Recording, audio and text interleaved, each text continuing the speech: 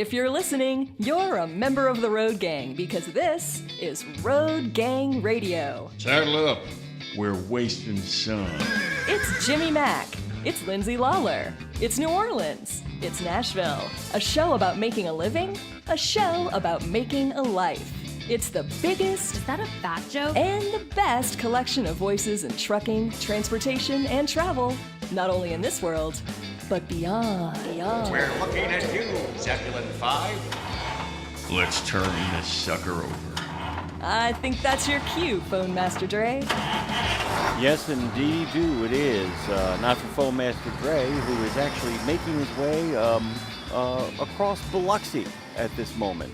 The world is what the world is. It's Mardi Gras Day over here on Road Gang Radio. The fourth show in a series that takes us to the end. The sun setting of RadioNemo over here.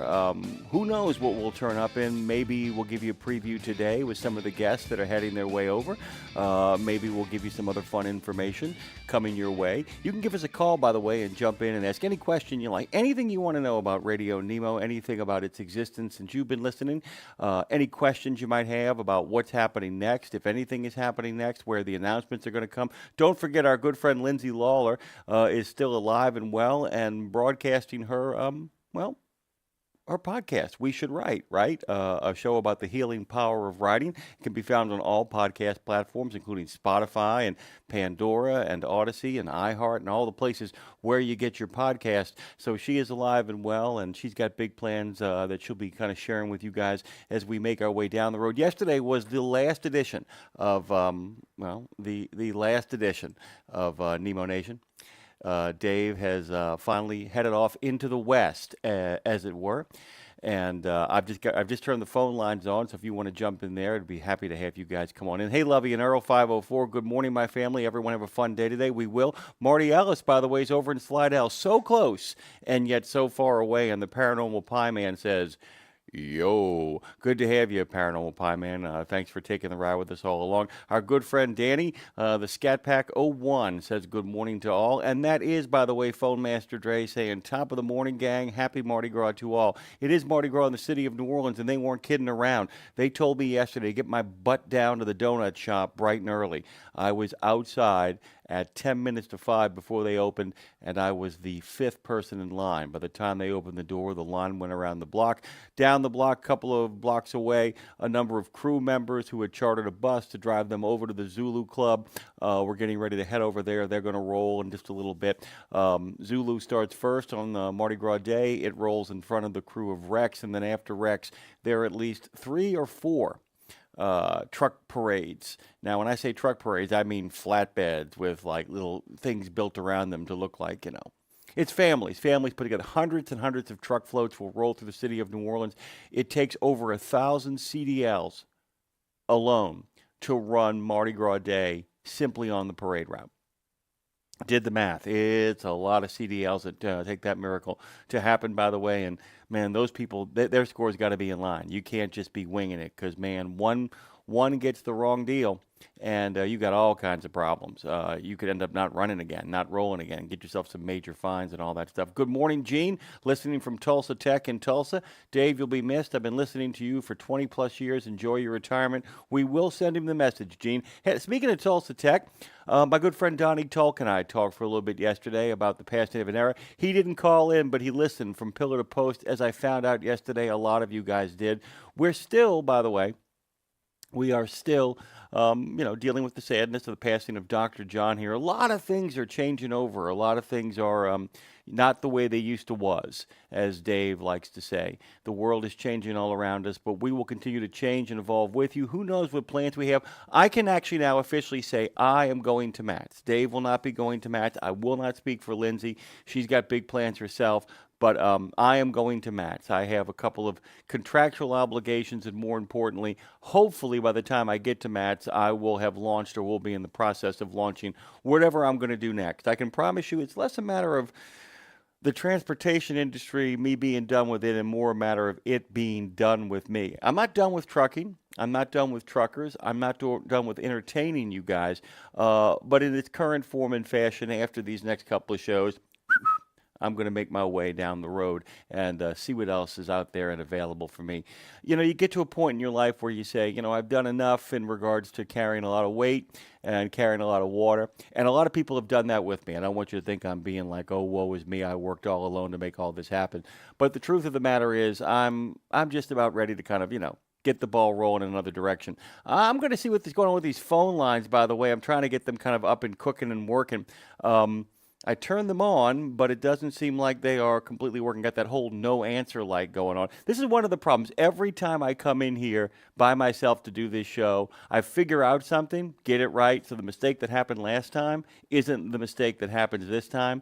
But I know my friend Master Dre is out there listening, brother. So if you have any tips on how to get the phones working, please let me know. Until then, we'll keep on chatting and keep on shooting the breeze. Got to get these phones working because we got a big lineup today out there. Lots of groovy stuff. I wanted to start with something kind of interesting out there. This is from CDL Life, which, of course, as you know, isn't much writing going on over there. What it is, it's an aggregate center. They comb the internet looking for strange stories, and then they kind of just sum them up and give you the link to where the actual story was. But it's an effective thing for what it is. The owner of a Virginia-based freight forwarding company was sentenced for a scheme to illegally export goods and technology from the United States to Russia.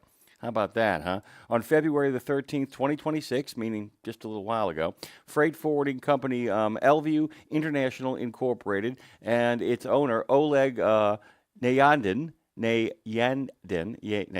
basically, he's working with the Russians. Nayandin, 54 of Fairfax, Virginia, and senior employee Vitaly Borisyenko, 39 of Vienna, Virginia, were sentenced on charges of conspiracy to violate the Export Control Reform Act. Nayandin was sentenced to 3 years in prison. Borisenko was sentenced to 1 year in prison. Elview was sentenced to a fine of $125,000 and 3 years of probation. Officials say the defendants took part in a scheme to illegally ship millions of dollars worth of U.S. goods and technology to Russia by transshipping them through 3 countries bordering or near Russia. According to the U.S. Attorney's Office for the Eastern District of Virginia, Elview, Nayandin, and Borisyenko, well, that sounds like a really, really sinister law firm, doesn't it? Elview, Nayandin, and Borisyenko operated an e-commerce site that allowed Russian customers to purchase goods and technology from American retailers. The items would then be shipped to Elview's warehouse in Chantilly. The U.S. goods would be consolidated before being shipped to customers in Russia, often using other freight forwarders as intermediaries. After the Department of Commerce imposed stricter export controls in response to Russia's further invasion of Ukraine in February of 2022, Nayandin and Borisyenko, on behalf of Elview, by the way, is the company. There's not a third defendant unless corporations are people, coordinated shipments of items to purported end users in Turkey, Finland, and Kazakhstan that were ultimately destined for end users in Russia. To facilitate these illegal exports, they made numerous false statements to other freight forwarders about the end users and ultimate consignees of the items in these shipments, officials said. That was from the U.S. Attorney's Office. That was the information there. So, you know, one of the big conversations, and they're going to continue to be the big conversation in the freight industry, is going to be fraud. Is going to be the fact that when you have open freight, open lanes, freedom, of course, comes heaven with watchful eyes, and people are going to continue to keep an eye on this stuff and continue to kind of make sure that everything that we have doesn't somehow slip out of the country in ways that it shouldn't. A lot of the reasoning behind that, of course, is the sanctions that were placed on the Russians with the Ukrainian invasion, and that's going to continue to go on. I don't know if you guys have really been following what's happening over there. And you should. This is one of those cases where you really, really, really shouldn't watch a couple of news outlets as far as that. The Russians are in real trouble. He is literally losing every 2 months or so the kind of numbers that we lost in our 10 years in Vietnam. Let me repeat that. He is losing numbers that are equivalent to our 10-year loss in in Vietnam. He has basically wrecked his army. He has wrecked his position. And despite what you may have heard, it is one of the great foreign policy blunders of all time. It's also affected the supply chain in all kinds of crazy ways. All right, so this is what I got from Dre. Go ahead and keep your phone open and on standby so I can give you a heads up. You need to go ahead and open the program for Stacked VIP on the screen. The physical phone is going to stay lit up, so you'll have the phones on the computer screen to answer them. Yep, it's always something, isn't it, Dre? We just can't have a day. We just can't have one of those wonderful days where I come in and everything goes the way it should. It just has to be this way. There's nothing. I got to tell you guys, I can't do this show without guests. It's going to be a really interesting show here, right till the end. Right till the end. This is what was so funny. I almost kind of said, once Dave hung it up yesterday, I said, you know what, man, I got a feeling that might be the end of this right here. And my phone lines aren't working, and I don't really know what I can do. I mean, I suppose if I had a second producer that actually wanted to work and would come in, we'd maybe be able to take care of it that way. But, that's what happens. So let me head on over here to see who's actually talking and yakking it up on the live stream, guys. Good to have everybody out there. Let's see. My good buddy Matt is actually saying good morning to you. Good morning to you, Matt. Good to have you. Thank you for the phone call yesterday. It really was a really moving sort of day. I was worried that Dave would seem a little shell-shocked, but you guys know him. He's a pro, and he hung in there. Oh, by the way, the Paranormal Pie Man, I couldn't agree with you more. It sounds like every week with stuff getting screwed up. Every week, Paranormal Pie Man. Can I tell you, if I could do it all over again, I probably would. It's just, it's been a day. And so I'm waiting for my good friend, we're waiting to kind of get this phone figured out. And get people kind of calling in here. I know people want to call and say their goodbyes. I know I got Kevin Lindsay coming in. I got Peter Stark coming in. Got a great guest lineup today, guys. The question is, can I get it on? That's going to be what it kind of comes down to. But like I said, it's so funny because ever since I began this, and all right, I'm going to actually ask you guys in the chat, and I'm going to ask you if you guys want me to tell you, and be honest with me about this. Do you want me to kind of talk about when you put these kind of things together, what is important if you're putting together your own show? Because, man, it makes all the difference. So if you're interested in kind of hearing my opinion on that, would love to hear from you. Like I said, the chat's the best place to kind of jump in and make those comments. So jump in if you want to, if you want my thoughts on that in regards to how one goes about the idea of putting together the kind of show. If you want to kind of do this kind of thing. So yeah, I'm over here on the fourth last show that we're doing here this morning. And am I going to be at Matt's? Yes, I'm going to be at Matt's, Danny. I'm going to be at Matt's. I'm going to go there. I'm probably going to either be a weekend or launch my new show over there. That's what I'm going to kind of do. I'll be doing that. Yeah, you want to hear it, Paranormal Pie Man? I can give you that information in a second. But yeah, Danny, so I'm going to be headed over to Matt's. I'll be going over there. There's a number of boos who have asked me to kind of stop by and maybe do some broadcasting or recording from there. It's just one of those things where I will probably be launching my new show, and we will see where all of that heads. I just got, like I said, got to get these phone lines working. Once I get these phone lines working, I will have myself a show. Dre, the way it looks, just to kind of give people a sense of this, and Dre will get it. Man, this is like crazy radio as you're trying to kind of work things out here. The way it works is that I have what they call an Adobe Flash player that actually has what is called the stack, and the stack then takes the phone calls. And usually when you turn them on, is what you see is you'll see the phone lines are open. Instead, what I have in each box is in orange lights. It says no answer, no answer, no answer, no answer, and that means it's not working. And that's what's going on there with that. Yeah, your phone lines are turned on auto attendant. And let me just see here. So we just turn that off. You can try to. Okay, so somebody give me a call right now at 615-292-6366, and we'll see if that works. We'll see if that works. Give me a call. Anybody out there, give me a ring, and we will see what's going on. Hey, Grumpy Pete, good morning to you from Boston. You mean Boston, by the way. Hey, Joe J, good morning from St. Augustine. Hope you are doing well.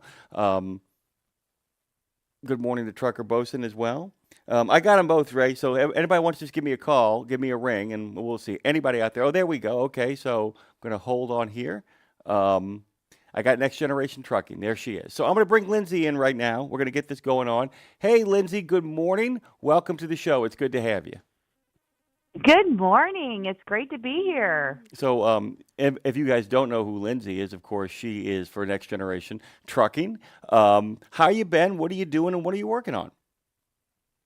Hey, we are doing great, and we are working on so many things. The focus of what we're doing is education. We are really hoping to usher in the next generation of professional drivers, diesel mechanics, supply chain workers through high school programs. And so, hey, if you're in high school and you want to be in a skilled trade, you have the option of taking a course at your high school, whether it's HVAC or plumbing, cosmetology. There are all these sectors. Got a little hang up there. Let's try that again, shall we? Yeah. I don't know where I left off, but You I actually you talked didn't about career you did not lose a beat. The moment you stopped hearing it, you came right back on. Okay, so I kind of All want to set this right. up. So Lindsay, of course, is like we were telling you guys before the show began, before we actually got Lindsay on, is the president and co-founder of Next Generation in Trucking. And as she has said, one of the things that you guys do is your focus is on high school because this is what I wanted to kind of get into, Lindsay. The idea that this is only going to work, meaning all these, they talk about pilot programs from 8 to 21, but there's no way we're going to get people on the road at 22, 23, 24 unless they come from tractor trailer families, unless they come from truck driving families. The only way we're going to make this work is if we get them in high school interested and get them beyond interested, which is get them into a program that kind of allows them to develop those skills while they're in high school, correct? Yeah, I mean, right now, trucking is a third and fourth career choice. We want to give students the opportunity to make it their first career choice because they can choose plumbing and be an electrician. We need to provide pathways so they can come into our industry right when they graduate high school. We're seeing a large trend of Gen Z. They don't want to go to college. Or if they do want to go to college, they want to work for a while first and think, well, maybe I'm going to work for a while, save up money to go to college. Or maybe even they want to get their CDL and pay for college while driving professionally. And so our idea is we need to help high schools start these programs where they can take it as a senior. They're taking it their entire senior year, maybe even as a junior and senior. So it's a 2-year pathway. I actually even have schools that are starting it as a 4-year pathway. So it's supply chain, it's logistics, it's learning everything about the trucking industry. And then the capstone course is getting your CDL. How great would it be to have a young person coming into the industry that's been studying it while they're in high school for a year, for 2 years, for 4 years? And that's what we're trying to do. We're trying to work with schools and get these programs started and getting young people connected to a great career field. Let me ask you a question. When you went to high school 10 years ago, when you went to high school, did you have art programs? Did you have like the high school for the performing arts? Were you aware of those kind of programs where people would spend half a day taking their core curriculum and then jump on a bus and go across town and go to some kind of art high school to take courses like in painting or dance or any other fine arts? Were you familiar with that? We didn't have that back in the day when I was in school, but my school district that I graduated from has it now. Yeah, and so I've noticed that there are a couple of high school programs across the country where they actually have the equivalent for supply chain. You guys are, I mean, the ultimate goal here is to have people who around their sophomore year figure out, man, this is actually the kind of stuff I want to do. But the big thing for me, I we were at a conference in Wyotech a long time ago, and I've told this story 1,000,001 times. But one of the TA Petro guy goes, I can find people that can work on engines, Jimmy. He said, I can't find people that can work on engines and write the work order. And this seems, what you've kind of set up here, seems to understand that they still need to get the high school education, that this isn't an alternative to a high school education. It's an attempt to allow them to understand that once they finish a high school education and do it well, that there are job opportunities that don't involve having to go to a 4-year college, correct? I mean, we want people to be able to read, write, master the English language, master mathematics. We just want to show them that those skills can be put to use in a different field, right? That's right. And part of these programs are the soft skills and leadership skills. It's not just learning to drive a truck. When you're a driver, you don't just drive a truck. You have a lot of other skills that are involved in that job. And so the programs that we are building out also are teaching those soft skills. We call it leadership in motion. How can you be a leader in the industry and learn these leadership skills? It is the whole package. It's a holistic approach to creating the next generation of professional drivers, not just the skill set of driving a truck, but the entire holistic person. Let me ask you something about those leadership soft skills and all that. How does one put that together in a curriculum? I have some thoughts myself, but I'm kind of interested how you guys either work them into the existing curriculum. Do they kind of show up as classes? I mean, because there are people, like I said, General Nicholson, who actually worked for Kroger for a long time, one of his job was simply teaching leadership to people. So how do you guys go about working leadership skills and being able to take point on things into an actual academic curriculum? Well, I just have to say it's all the brainchild of Dave Dine, who started this program 9 years ago at Patterson High School. And he was a driver. He was also a school teacher. When he graduated from high school, he started driving and learning about being a professional driver. Eventually, he went back to college and drove during the summers, became a teacher, and started a truck driver training ministry to prisoners during the summers while he was while he was out of school, and just seeing what all it takes to be a professional driver. So he created this entire curriculum, and it has the leadership in motion within that curriculum. What's really cool, Bob, I don't know if you know this actually. I was in Arizona for one of the National Association of Publicly Funded Truck Driving Schools conferences, and Dave was there. And he and I got a chance to talk while he was there. And he is one of the reasons why the segment education station, which others have replicated, some have stolen, but we kind of got started. Dave was one of the inspirations for that, by the way. I don't know if you know that Dave and I got to talking. I didn't. That's awesome. And Dave and I got to talking, and he just said, he goes, the questions that we were talking about curriculum planning and all of this stuff.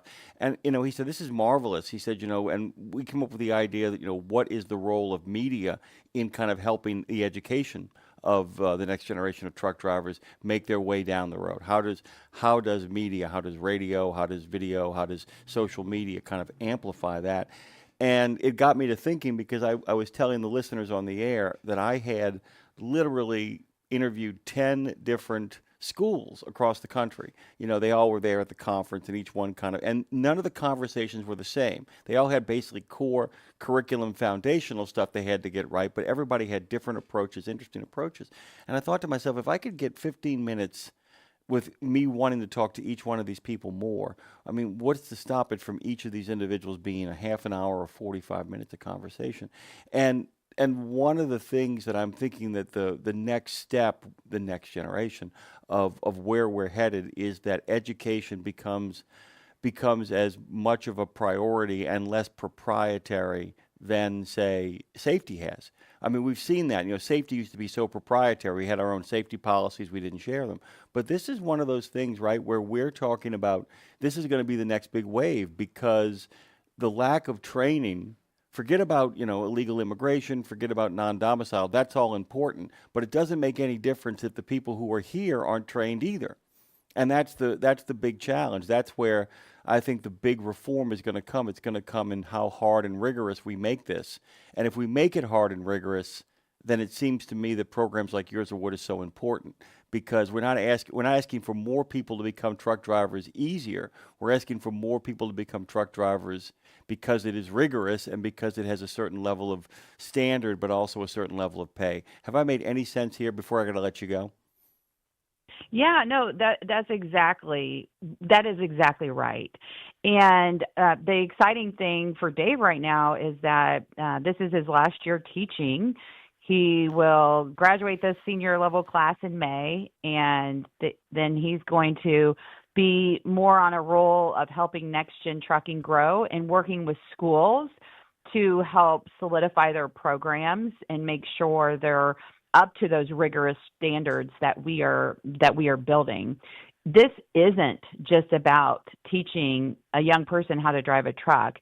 It's teaching them the ins and outs of the industry. It's helping them to learn all about safety, all about customer service, all about leadership in motion. And it's an exciting course. I mean, who wouldn't want to get to go and drive a driving simulator while you're in class, as opposed to just listening to somebody lecture? And so we're building this as a hands-on program where young people are wanting to get to be enrolled in this class. It's so much fun. Yeah, it's a lot of fun always. It's always fun kind of talking with you and kind of shooting the breeze with you. I hope you're doing well. Thank you for joining us, by the way, on the fourth last show ever of Road Gang Radio. Lindsay, really appreciate you. Thank you for all your friendship, and you and I will talk soon, okay? I'm honored to be here. Thank you. Thank you, Lindsay. Lindsay Trent, of course, can be found at nextgentrucking.org, which is where she does her business and creates the next generation of drivers. Lindsay, I got to hang up on you only because I'm the only person producing the show. Thank you, dear. Thank you. We're going to be back after a pledge, a national anthem, a bit of a break as well. Give you guys a chance to kind of catch your breath. Give me a chance to catch my breath. We will be right back after these messages, after our good friend Tenring, our good friend Lindsay Lawler, and then all of our wonderful sponsors. I pledge allegiance to the flag of the United States of America and to the republic for which it stands, one nation, under God, indivisible, with liberty and justice for all. Oh, say, can you see by the dawn's early light what so proudly we hailed at the twilight's last gleaming, whose broad stripes and bright stars through the perilous fight o'er the ramparts we watched were so gallantly streaming, and the rockets red glare, the bombs bursting in air, gave proof through the night that our flag was still there. Oh, say, does that star-spangled banner yet wave o'er the land of the free and the home of the brave?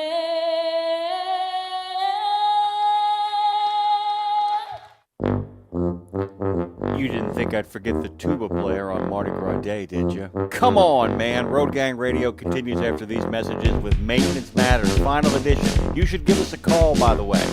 We'd love to hear from you. Call and thank Kevin.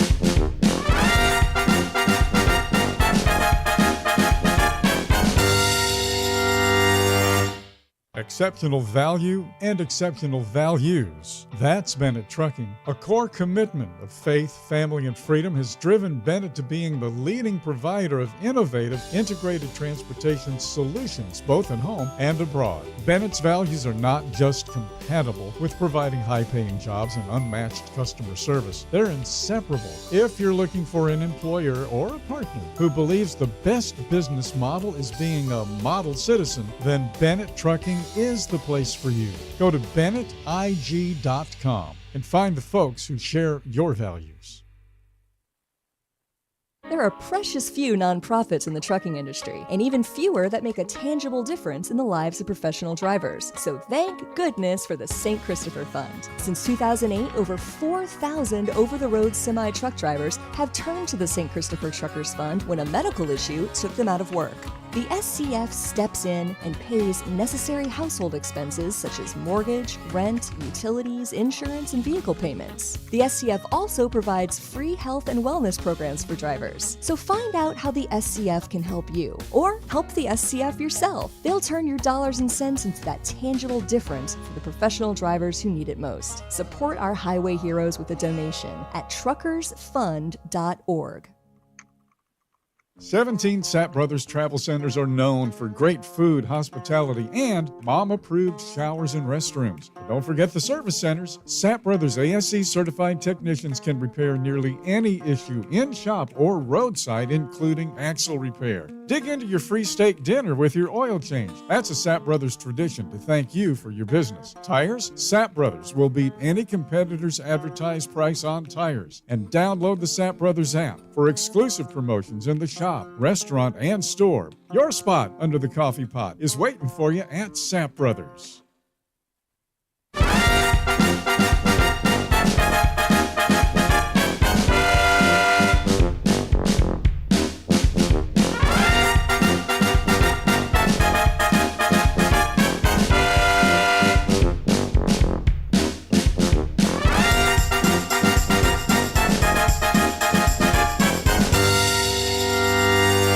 One of the great things about this job, the 10 years that I have done this job, has been the decency and the generosity of people who didn't know me from Adam's off to Ox, often welcoming me in and being patient with me. I keep thinking about Tom Bray, who called at the end of yesterday's show for On the Highway with Tom Bray. We became fast friends. I can't even imagine what poor Kevin Lindsay thought after all those years of working with Dave being told, oh, by the way, you're now talking to Jimmy. I know you don't know him very well other than to shake his hand, you're now talking to Jimmy Mack, and by the way, Kevin Lindsay joins us this morning for the last edition of Maintenance Matters, the fellow who's in charge of all things maintenance over at Travel Centers of America joins us for the final edition. Everybody is welcome. I know you guys are busy and many of you guys work hands-free and don't have a chance to make those calls. If you want to just call Kevin and say hi and thanks, you're welcome to at 615-292-6366. My friend, it is good to have you one last time. I told Lindsay Lawler that, as we began to kind of land this plane, I would be here till the last dog died. I would have been not shocked, but pleasantly surprised to find out that you would be with me as well. Hey, man, good morning. How you doing? I'm doing good. How about you? Well, it was a hell of a start to the morning. I don't know what it was, and I figured it out because Dre pointed it out to me. I got on the show, and everything that I'd done wrong the last couple of times I had to do it by myself, we got right. We figured it all out. And then I turned on the phones, and they wouldn't work. Always something, right? It's always something. I bet you've got an air filter that's dirty. Causing. That's what I'm thinking, by the way. That's what I thought to myself. I said, there must be some filter. And by the way, ironically, technically, it is a filter. It was a phone filter. I don't know why it was, but when the thing came on, the two switches that basically filter the phone calls were both on. So it essentially was blocked, and I had to reopen the lines on the stack itself. So technically, it was a filter. It's always a filter. It's always a filter. It's always a filter. Everything begins and ends with the filters. It just, and that goes back, like I said, it's really funny because the two smartest technical people I've ever known in my life, you and my brother Ryan, when it comes to HVACs, he just would look at me, he goes, do you know how much less business I would have if people just changed their filters? Right? Which is the story of maintenance matters, man. Because it does matter, right? It does matter. And by the way, filters are the ultimate form of maintenance, because the whole point of this show wasn't to help people repair catastrophic,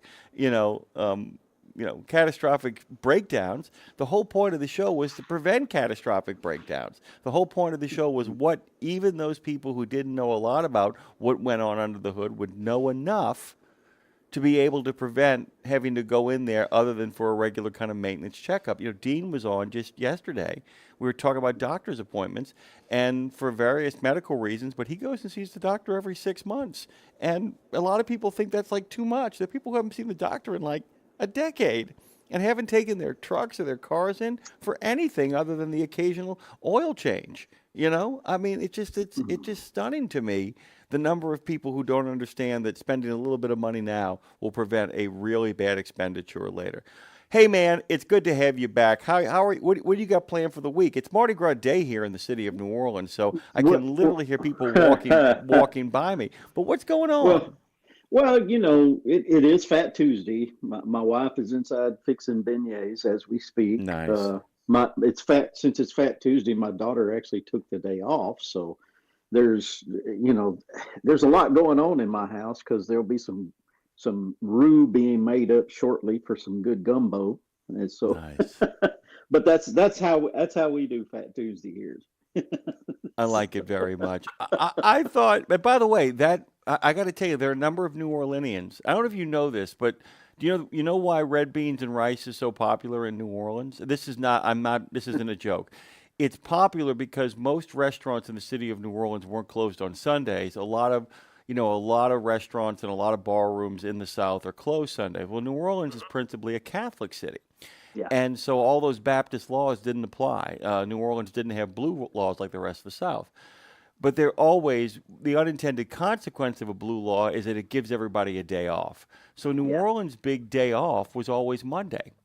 And people would do their washing on Monday, and so people would start making a pot of red beans on Sunday afternoon, Sunday evening, let the thing soak, and then come back on Monday and eat the gumbo and all that. Gumbo and red beans and all that stuff, people are like, oh my God, this is so amazing. I'm like going, dude, this is garbage. This is literally a dumping ground for everything you haven't used yet. If you look at what jambalaya, gumbo, and red beans and rice New Orleans style are, it's leftovers. What do we got? What do we got? Throw it in there, man. What do we got? Yes, put it in there. And that's the truth of the matter. I mean, that's But that's some of the most amazing food comes out of stuff like that. It really does. When you stop and think about it, whether it is gumbo or jambalaya or red beans and rice, even,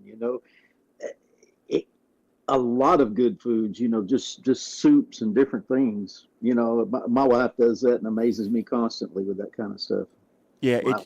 It's a catch as catch can kind of situation. I mean, that's what people don't understand, that it's like, look, I got other things to do, like my laundry. So you guys are going to have red beans and rice tomorrow. Although I will tell you, New Orleanians typically, the way we make bread down here, I have to tell you, you get a good loaf of French bread with some really great butter, and you get that red beans and rice going. The other big thing that a lot of New Orleanians do is they will often have a piece of meat that goes along with it. So what you'll see a lot of big hunks of sausage, or you'll get a pork chop. There's people who also will have a piece of fried chicken that goes along with it as well too. And so that's people who have kind of turned it into kind of a big old-fashioned sort of fodderall, as it were, but it's just garbage. It's just a big dump. It's like, what do we got left in the fridge? Throw that in. I mean, okra. I mean, come on. It's the reason you put it. The reason you put okra in red beans and rice, I tell people, is because okra by itself is just slimy. It's just slimy. It is, but there's so much flavor packed in those little bitty seeds inside that okra pod. I love okra. I do too. I do. And I got to tell you, I'm a true Southerner, because fried okra is like it's almost like a a staple. That's you got to have it. It's Oh, fried okra is the truth, man. Fried okra is the absolute truth. I mean, and fried okra and fried green tomatoes, fried oh okra. Oh yeah. my God, it's just it's. And by the way, you know that I'm going someplace to eat after this. I mean, that's the only reason I can have this conversation is that there is a friend of mine who has a house on Rampart Street. I kid you not, about 6 blocks away from the home of the old road gang. He's got a pool and a hot tub that he has on Mardi Gras Day, and it's going to be about 75 degrees here in the city of New Orleans, and he's got a ton of food, so I'm making my way over there once this show is kind of all said and done. Kevin, I thought one of the things that we could do today is just kind of give an overview of, go back to where the whole thing began, and you and I just kind of talking about a checklist of sorts, and a chance for you to kind of reminisce and shoot the breeze, but about what people, to go back to the beginning, should just do as a basic pre-trip, a basic how to stop maintenance from becoming a real issue down the line, and thought we would do that before kind of wrapping this up. Yeah, absolutely. I mean, everything does start with a great pre-trip. Not to get too serious here, and not to get too comical sounding, but not only with that pre-trip, but the preventative maintenance. A good PM is going to go a long ways, but a good pre-trip could even go further because it can help you notice something that's out of place, something that wasn't the same as it was yesterday or the last pre-trip you did, whenever that was. So, when you notice that, if nothing else, you got to make that mental note that, hey, that didn't look like that yesterday. Why is that? What happened? Because there's a lot of little things that go on, and there's so much debris and stuff that's out on these roads that you just never know. You just never know what can happen, as you're driving down the road. A good example. I was noticed something with the Daytona 500 the other day. They were talking about one of the ex-drivers in the commentary was talking about all the debris that they used to get out of the grills after the races, and razor blades and nails, and it's like, where does that stuff come from on a racetrack? And if that racetrack is kept clean and they still come up with stuff like that, imagine what you could find. What your truck is hitting out on these highways. It's There was, I got to tell you a funny thing. So Robin Williams used to have a really funny routine where he would do an impersonation of Jackie Stewart, and he said he did it and he thought it was really funny. And then many years later, as he began to understand, racing, he said he felt like a fool because the routine would be he would transform into Jackie Stewart. He'd be like, "There's a lug nut on the track at Talladega. There's a lug nut on the track at Talladega." And when Williams first say it, he thought it was ridiculous. Why is he worried about a lug nut on the track? And then Williams went and saw a race at Talladega. And said, he goes, I suddenly understood how dangerous a lug nut on the track at Talladega was. Right. He went, oh my God. Yeah. He said, Stewart is absolutely right, man. So, I mean, people don't, how many times have you been in a car, a truck, or a rig where you've heard, I don't mean a little crackling and a little gravel and a little, pop, pop, pop. Have you heard a smack, where you hear that distinctive pow, where it sounds like, a gunshot with no report. That when people hear a gunshot, they usually hear a gunshot, and what makes it really intense is it lingers. But you get these pops on the road. Your glass doesn't crack, nothing is visibly wrong, but you just hear a funk, and it just sounds like a crack. And when you look in your mirrors and everywhere else, you see nothing. You're like, what was that? What was that? You get out and look around. I don't see anything, And then... and then 50 miles down the road, 3 days later, you realize something's been leaking out. You realize something that was really kind of just tiny and small has slowly been deteriorating and falling apart because it got shook loose, it got cracked, it got knocked out, and it's just, that is the whole point of a pre-trip, and the whole point of a post-trip is exactly that, is the fact that it's like, if you hear anything, what is it? It's like, change your filters, and if you hear anything that don't sound part of that natural harmonic, there we go. That's right.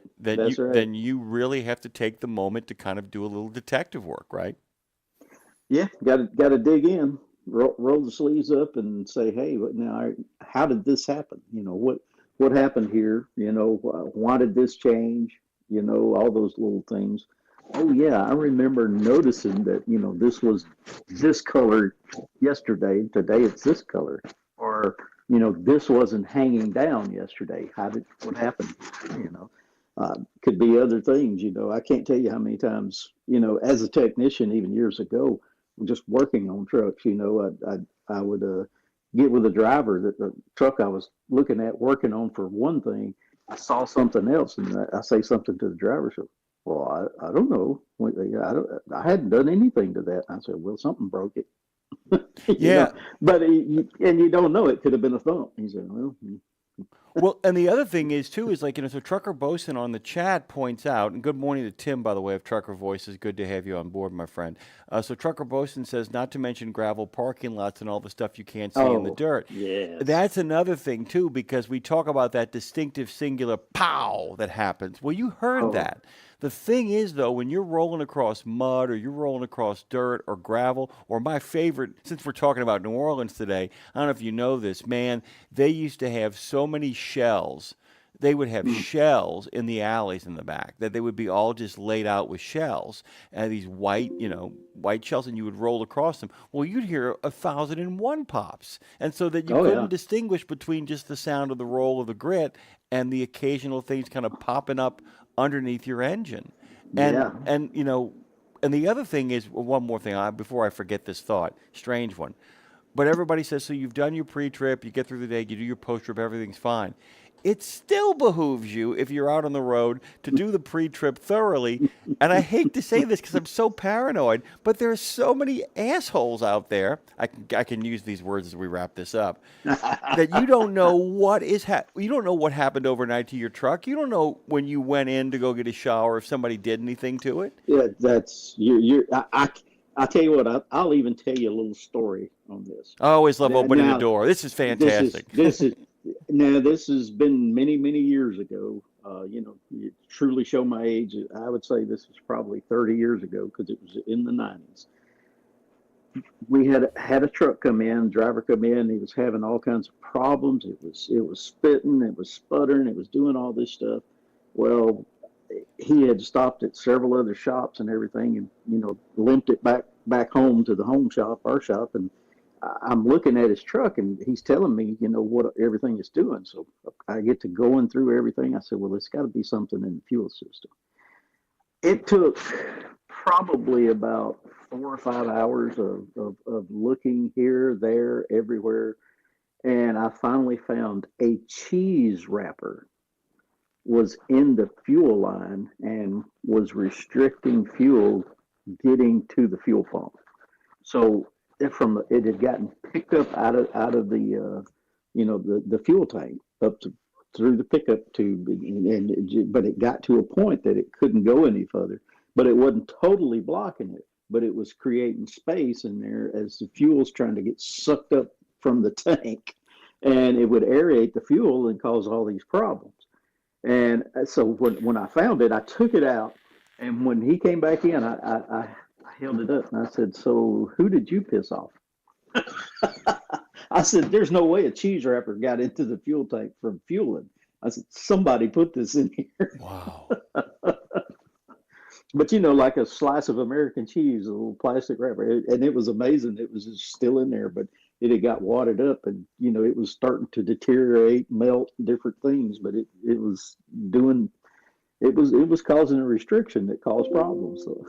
Yeah, and like I said, there's so many and here's the thing. I tell people all the time, look, you can't live your life paranoid. You can't live your life in a perpetual state of vigilance because by the way, this is the absolute truth. You cannot live your life in a perpetual state of vigilance. There's a reason why Elvis got addicted to drugs. People think that he was naturally an addicted person. He wasn't.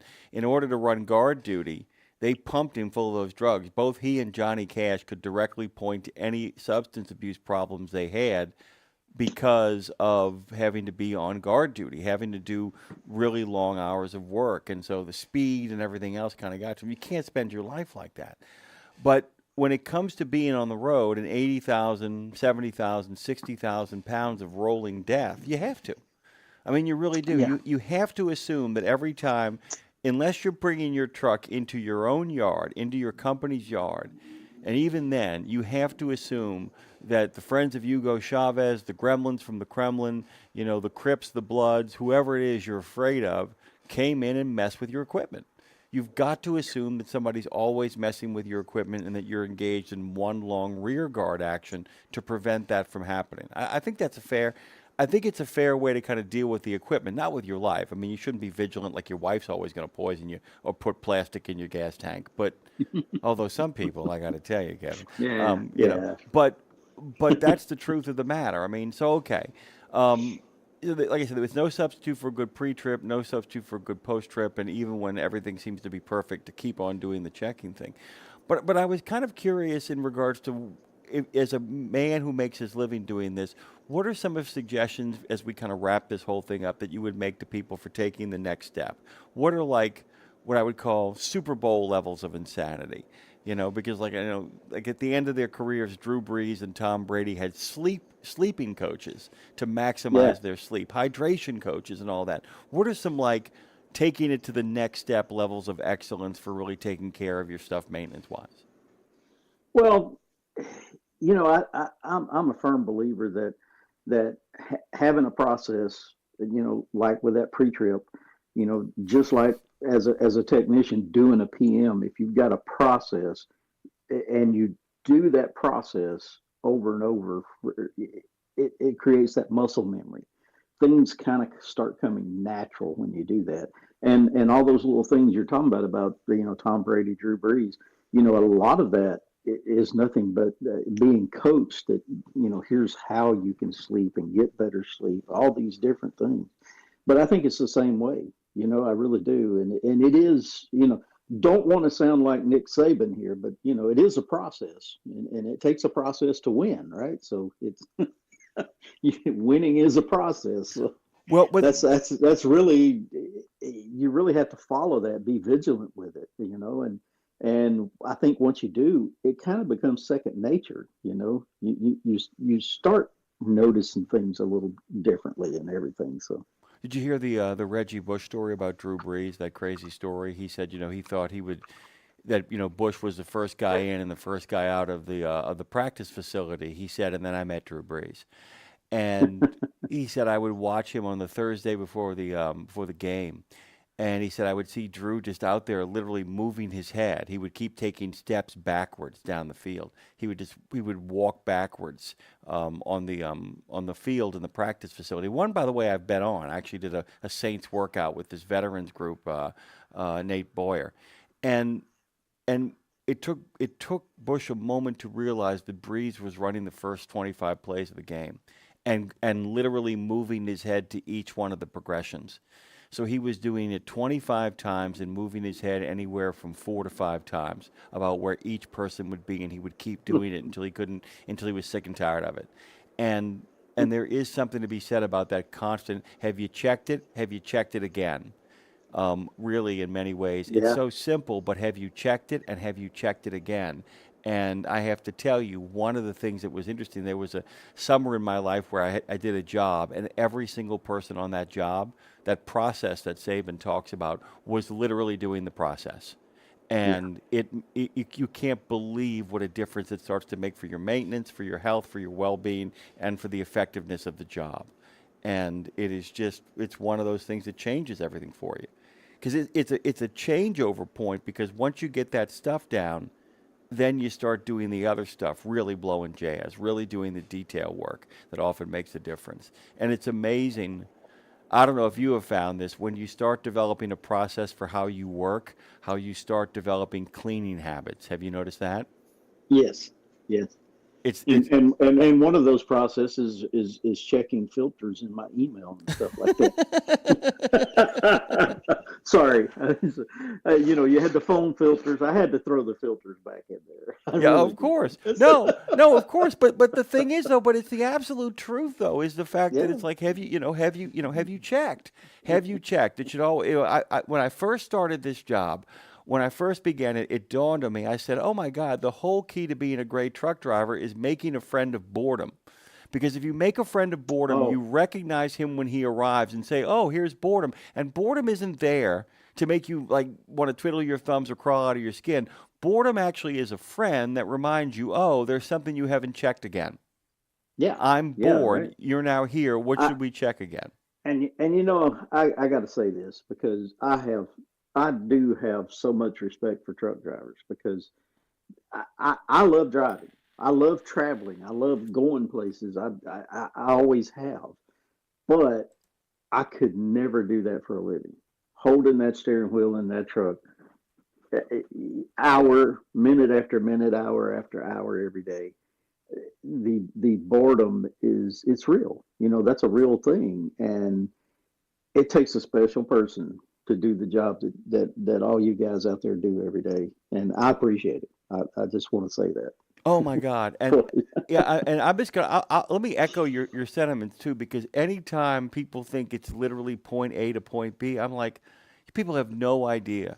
You have no idea. And that's why when they talk about AI stuff, I just burst into laughter. I said, who exactly is going to monitor this stuff? Oh, by the way, did you happen to see that Waymo isn't actually AI at all? It is people over in the Philippines are driving those cars.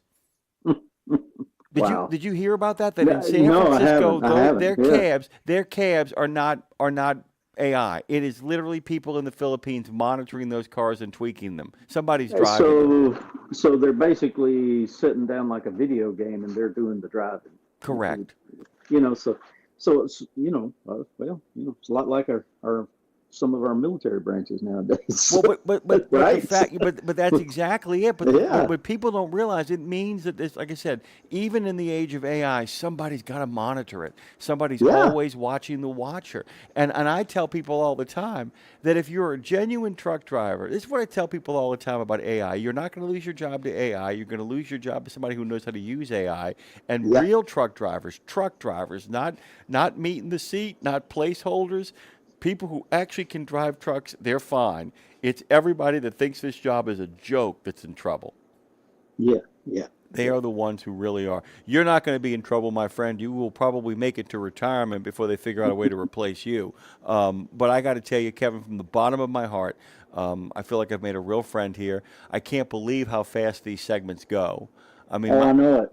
Right. Yeah, my big worry, not on your end. I said, Kevin will have plenty to talk about. My big worry was that you would get on here and I'd be like, okay, well, I don't know what to say now because you know all this stuff better than I do. And you know so much of it better than I do that I was looking up and all the time was just gone. And it was just gone. And it's so appreciated. I can't tell you, my friend, it's meant a lot to me. I've made a friend. I know a lot of our friends out there have made a friend. And so from behalf of myself, Trucker Bosun, Bruce Almighty, who, by the way, our friend Marshall is not here today. He had a successful cataract surgery this morning. Everybody says thank you so much. So good morning to you. You're welcome down here anytime. Anytime you're coming down to New Orleans and you and the wife want to stop by, you let me know and we'll get you in the game, okay? We'll do it. We'll do it for sure. Thank you, Kevin. I can't tell you how much I appreciate you, brother. Go have the best of days, and I'm going to go enjoy my Mardi Gras in a little bit. Thank you, Kevin. All righty. All right. Back to the tuba. I mean, after all, Kevin, it is Mardi Gras. What would Mardi Gras be without a tuba? That's it, Kevin Lindsay. Maintenance Matters is done. There's your final edition. We'll be back on the other side with, maybe some folks from the FMCSA.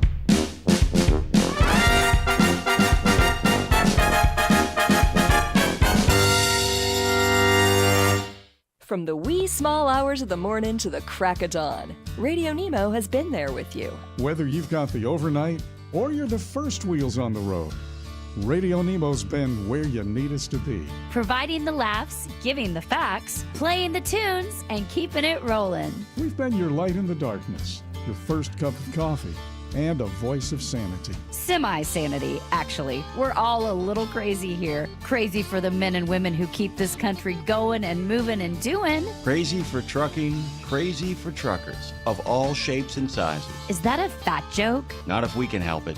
Because it isn't just about the rules and regs. It isn't just about the day-to-day. It's about your health, your homes, and your hearts. So we wanted to say thank you. Thank you. Thank you. Thank you from everyone at RadioNemo for sticking with us, standing by us, and keeping the traditions rolling into the future. Check out the new over-the-top lineup at participating Country Pride and Iron Skillet restaurants. 3 gigantic sandwiches loaded with flavor. Try the chicken parm stack, the big country combo, or the ultimate smash melt. The ultimate smash melt. 2 delicious smash burger patties, surrounded by 2 grilled cheese sandwiches. 2 sandwiches in 1. Visit your favorite Country Pride or Iron Skillet restaurant and come hungry. Available for dine-in only at participating Country Pride and Iron Skillet restaurants inside TA or Petro Travel Centers. In a video game, if you get enough experience, you level up. And when you level up, you gain more skill. And with enough skill, you beat the boss and win the game. Sounds a lot like trucking, doesn't it? Except in trucking, you don't beat the boss, you become the boss. And if you want to be the boss, you gotta meet the boss. And that boss? Carrier's Edge boss, Jane Jazrawi. Want your drivers to level up? Carrier's Edge has the training, comprehensive safety, compliance, and best practices on one website. It's a simple subscription with no contract and no commitment. Learn more. Try it out. Level up. CarriersEdge.com. Hey, come on! We're starting the game! All right, I'm coming. Wait for me. CarriersEdge.com. Welcome back to Road Gang Radio. Join Jimmy Mack and Lindsay Lawler's Gang of the Airwaves by subscribing to RadioNemo on YouTube. We celebrate all kinds. Make it official. After all, if you're listening, you're already in the gang. The Road Gang. I am pleased and honored that this last edition of Highway to Health has a real expert. Dr. Clayton Cole is the Chief Section of Transportation Medicine Division of Public Health, Infectious Diseases and Occupational Medicine with joint appointment in Division of Pulmonary and Critical Care Medicine. Guys, go to the mayoclinic.org. Dr. Cole, welcome. It's good to have you. Thank you for accommodating us on this Mardi Gras day. I'm doing a solo job here because, after all, getting into the city of New Orleans, if you're not already here, is a difficult thing. So I am San's producer, and I appreciate you working with the gentleman who had you call in this morning. Welcome. Good morning. How are you, sir? Well, thank you. It's good to be back on the show. And, of course, with all these celebrations, we will probably have a lot to talk about here as we focus on medical aspects of things for drivers. Yeah, and let's kind of begin with the most obvious thing, that the FMCSA's medical certification exam is not a comprehensive assessment and is not a good it's like, well, I took care of my medical exam, so I'm good to go for the rest of my days. It doesn't work like that, does it? No, you're right. And the thing is that drivers out there, especially those career drivers that aren't just dabbling in driving, they have a tough life in the sense of it's oftentimes can be sedentary. You got to find the time to exercise. You got to find the time to eat right. And everyone knows that drives that is hard on the road. You don't have the time, and sometimes you're not in a location. And anyone who knows who's driving a truck, that there's not a lot of places to park. Oftentimes your selections are limited. And I would say that for most drivers, really to take those preventive recommendations seriously. So, for example, the stuff that it doesn't seem real fun to do, like go and get your colonoscopies and things like that, get appropriate vaccinations, get your prostate levels checked and things like that are, those are critically important, because I think, it's not a surprise to anyone, but on the medical side, we want everyone to have a long, healthy life, not just a long, healthy career. Yeah, and that's one of those things too, where there's a lot of talk about AI these days. One of the things that a lot of people have a hard time doing is making a list and kind of executing it. This is one of those things, and we were talking about this earlier, we were talking about football earlier, the idea of Nick Saban's process, the idea of Drew Brees running the first 25 plays of every game week during the course of the week and getting it kind of as a motor memory kind of thing. This is one of those things where you almost want to have a checklist card in the same way that a truck driver does his or her pre-trip and their post-trip. You almost want to have this card of take care of this, take care of that, and to just make them these kind of automatic reflexive sort of things that you want to do on a regular basis, that they become automatic and you don't even think about them, right? You really should have this down to a process, correct? Exactly. Well said. And I think that the more you get into that mindset of good preventive health, the easier it's going to be. It's not like it's a new situation every time. And any of us, you get into a situation that is not the usual. It's that fear of the unknown. What's the doc going to say, or what is my healthcare provider going to do? What if something goes bad, or what if they find something? We get that all the time with, you had mentioned the section of transportation medicine. We see pilots, we see commercial drivers, we see railroad engineers, we see maritime ship captains. All of those people, the common thing that they have is they're in safety-sensitive positions. And all of those folks require some sort of medical certification to basically substantiate that they're good to go in whatever that particular avocation or profession is. Well, obviously there's that tendency to want to just, hey, what the agency, whatever agency it is that's regulating it, what they don't know won't hurt them. So either one, I'm going to not do anything and just put my head in the sand, which is obviously not something that you want to do. And two is you don't want to have a situation where you sort of have one doctor over here in one side of the state, and then I'm going to go to my other doctor over here and not report everything that I know with Dr. A. All of these certificates that are generated, they really aren't worth the paper they're printed on unless something bad happens. And you and I know, then, it becomes a plaintiff attorney game of checking the books and seeing, did that driver go get the appropriate certification? Who did they get that exam with? Was it all legit? And so that, so there's lots of reasons to do it the right way. I wanted to kind of get into micromanagement of people's healthcare. So one of the things that often comes up is blood pressure. And I know this is going to be like, Jim, why are you asking me this question? It's so basic. I don't think a lot of people really understand it, and people don't always. And we'll start with blood pressure, but then go to other stuff. I think people understand their numbers. I think a lot of truck drivers understand the numbers on their truck better than their own numbers. Can you give us a primer in regards to blood pressure, but also kind of talk about ways that, from time to time they spike, from time to time they're up for various reasons, that there are ways of managing blood pressure, there are ways of doing all of that, but can we kind of talk about a baseline of what good numbers are and versus bad numbers? I know I hate to ask you to do a 101 here, but I still think a lot of people, they often will know it 5 years ago, and then it kind of slips their mind. So can you kind of talk a little bit about that? Sure. Well, I mean, the thing about blood pressure is that it's a dynamic variable. In other words, it's a moving target. Your blood pressure varies throughout the day. It can be very low at night when you're, if you're sleeping at night, that is, where the sort of autonomic nervous system, we call it, or the automatic form where you get into that deep restorative sleep, it slows everything down. It's kind of your Energizer Bunny moment where you try to regenerate, and when you get good sleep, you wake up and feel like, okay, I've got a lot of energy, quote unquote, now, and I feel good. The blood pressure tends to run fairly low during those times. Other times, you're, say, stressed out about something. Your blood pressure can go up, and it's usually transient. It goes up and down throughout the day, and that's the reason why it's not worthwhile to just focus on a single blood pressure. And what we tend to do in our practice is that we have drivers, we hook them up to a monitor that takes the blood pressure at least 6 times, and sometimes we need more to actually get a regular or an accurate reading of what the blood pressure is. I think, all of us that go in, I mean, I'm a driver too, as you might remember, part-time, right. But, you go in, and even me, I am on the quote unquote, the medical side of the gurney, and I still kind of stress out when I go in. What if they don't give me my meds?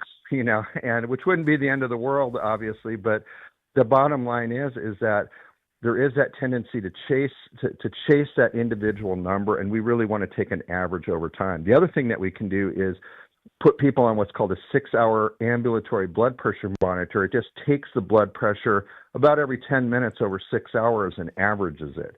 So anyway, where I was going with that is it's not just a single number. Things that raise blood pressure are, sometimes eating lots of salt or salty foods, which is unfortunately, there's a lot of it out there on the road. You go to these truck stops and quick shops, and a lot of it is salty food to preserve it, keep it in the packaging. And so when you can find foods that are fresh, fruits and a lot of the truck stops and other similar venues are coming out now with healthier foods, making that selection really helps keep it down. I mean, I think all of us know these magic numbers of, 145/95 for blood pressure. Those are not, oh, if I'm, 144/94, I'm good. Those are the threshold numbers. And for everyone, they tend to run a little bit different. So it's hard to talk about, as you said, a one-on-one, an individual optimal blood pressure. But, we like to see the systolics between, 110 and 130. And we like to see the diastolic blood pressure, the lower number, somewhere between 50 and maybe 80. So, those are just generalities. It's interesting too, because this is where also getting a good provider, getting the good person who's actually taking care of your maintenance makes a big difference. So my nurse practitioner, what he does is that he and I will often talk. He won't take my blood pressure until the end of the session. And I never figured it out for the longest time. And then he said, "Have you figured it out?" I said, "Yeah." I said, "You want me to calm down?" I said, "I come upstairs, I come out of the parking lot, I come in there." I said, "You hook me up. I've got what do they call doctor nervousness. This is why you get more readings. You don't just want to get one reading and you're done. It's like you're taking a lot of blood pressure readings because it's a snapshot of a moment in time, and you can only kind of do. But it's important because you really want to be able to read it yourself too, to be able to check in with it. That's the other thing. How much? I would ask you this, Dr. Cole. How much are we responsible for monitoring ourselves? I realize, look, we can't do blood work. I know that. But how much of the stuff can we do to kind of maintain maintenance of ourselves? Yeah, well, I think, the bottom line is it's become so much more accessible now to take your own blood pressure. And obviously it's, in the bad old days, the only way we had was to put a blood pressure cuff, try to strap it on yourself and that. But now in today's technology world, there's a lot of different affordable ways to take your blood pressure. And of course, there's always, the variety stores out there that, where they have a pharmacy and you can, put your arm in it and take it. And it's good to take those spot checks and kind of see where you are. Where are you on that spectrum? Say, I'm not driving right now. I'm with my family. I'm not stressed out. We're just running into town to get a few things. Check it then. Kind of see where you're running. The other thing that's important to point out is being on a blood pressure medicine for FMCSA purposes is definitely not a deal killer. Many, many dozens of drivers who I see are on blood pressure medicines, and we want them to get appropriately treated. Pretty much every blood pressure medicine, antihypertensive we call it, is allowable for FMCSA purposes. So it's better to get treated than try to just go without. That's such a good point. And the thing is, too, is that one of the things I feel like gets a lot of our friends out there in trouble is they feel like if I just don't deal with it, it's somehow if I don't know, I'm going to be okay. And the problem with that is that eventually you've actually got to do the medical exam, and at that point they will know, and it's too late to do anything about it.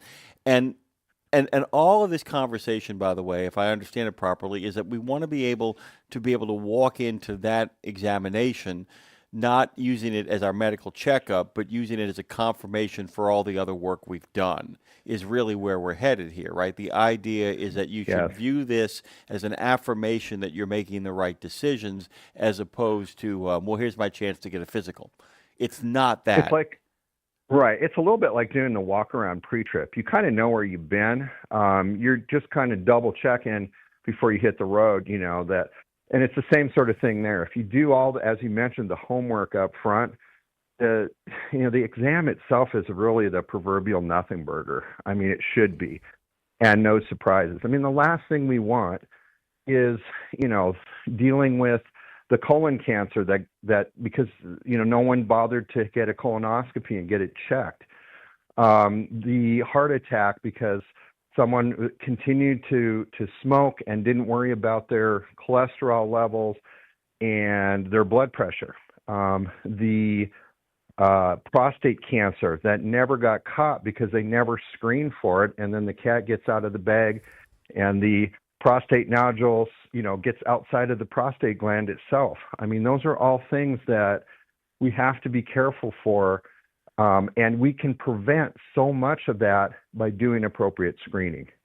It's interesting too because we just had actually during Movember of all times, one of our regular callers actually had a very simple procedure by which they dealt with his with prostate. He had prostate cancer, but but because he considers his livelihood, his health, he was actually doing the proper maintenance. They caught it early, and he was done in the blink of an eye.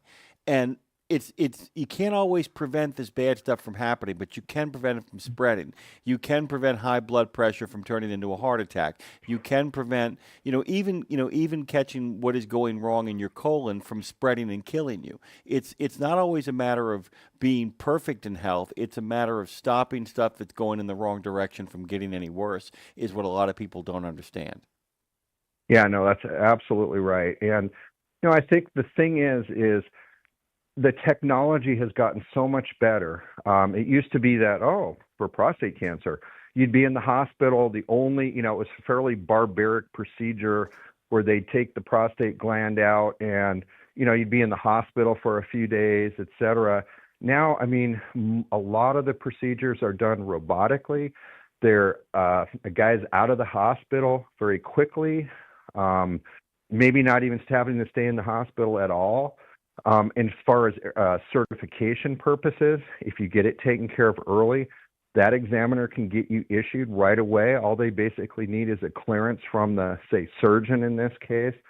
So the key is to keep it at the nothing burger level and not let it get to something more serious where it jeopardizes not only your medical but your life. Let me ask. I'm going to shift gears again here because we've talked. You kind of opened the door on this as well too. I was kind of curious in regards to, we talk about the idea of sleep as a blood pressure regulatory, and there's a lot of stuff we now know about sleep in regards to sleep hygiene and all that kind of stuff. I was kind of curious, since you're a man who understands this, if you had tips for getting the best possible sleep you can in the cab. Because, we talk about the idea of getting good sleep when you get home and how you have to set your house up or your room up or the environment before you go to bed. But how do you maximize quality sleep in the cab? And then how do you maximize it for your health purposes? And what are things to look for in regards to how you're sleeping that can really help with the medical exam down the line? Yeah, I think sleep and drivers is a critical topic, and I'm glad that we're discussing it. It's something that is always a challenge because for every driver, there's 10 times as many different environments that you get into. And in today's world, it's not just noise, but it's light and it's safety. There's all kinds of issues that can occur. I mean, there's regulatory issues that have been out there by difficulty and once you hit your time out, of where to park and where to park safely. So all of those issues we're not going to have time to get to, but as far as sleep itself, it's trying to avoid as much light as possible. We have something called circadian rhythms that our body can sense light, and it doesn't really allow us to get into deeper sleep if we're trying to sleep when there's light around us. So we tell people, especially those that are doing shift work or driving on the opposite side of the clock, is getting all that light out of the interior of the cab. And then for those that do actually have sleep-related disordered breathing, like sleep apnea, many more of the trucks now are coming equipped where you can plug those units in and use them to their fullest extent. It didn't used to be that way. And so I think the bottom line is that it's really a good time to be a driver in terms of technology and really following keeping the temperature on the cooler side, keeping the light as low a level as possible. And if you need to use things like CPAP or continuous positive airway pressure for sleep apnea, to make sure you're using the device as prescribed. Let me ask you something about sleep apnea, and I'm hoping you actually say that it exists outside of these conditions. So constantly we see people who are overweight, they smoke, they have very, very big necks. They don't practice proper sleep hygiene. I guess what I'm asking is, so a person's overweight, they smoke, they don't practice proper sleep hygiene, they leave lights on, et cetera, et cetera, et cetera. They spend too much time on screens. So they cut the screens out. They drop 100 pounds over the course of a year and a half, and they quit smoking.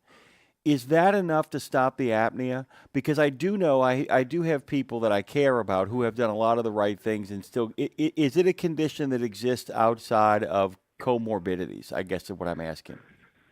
Well, obviously the stereotype is just as you described, and for probably the majority of cases, they fit within that paradigm. However, some sleep-related disordered breathing, as we'll call it could be sleep apnea. It could be what are called parasomnias, where people have like things like periodic limb movements, where their legs have this uncontrolled sort of quivering or shake, and it knocks you out of deep restorative sleep.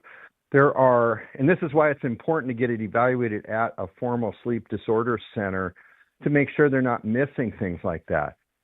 It can also occur not just from weight, but what the shape of the jaw is. If someone has what we call micrognathia, or where the jaw is pulled in closer to the head, kind of the opposite of the Jay Leno jaw, that can also cause issues with sleep-related disordered breathing.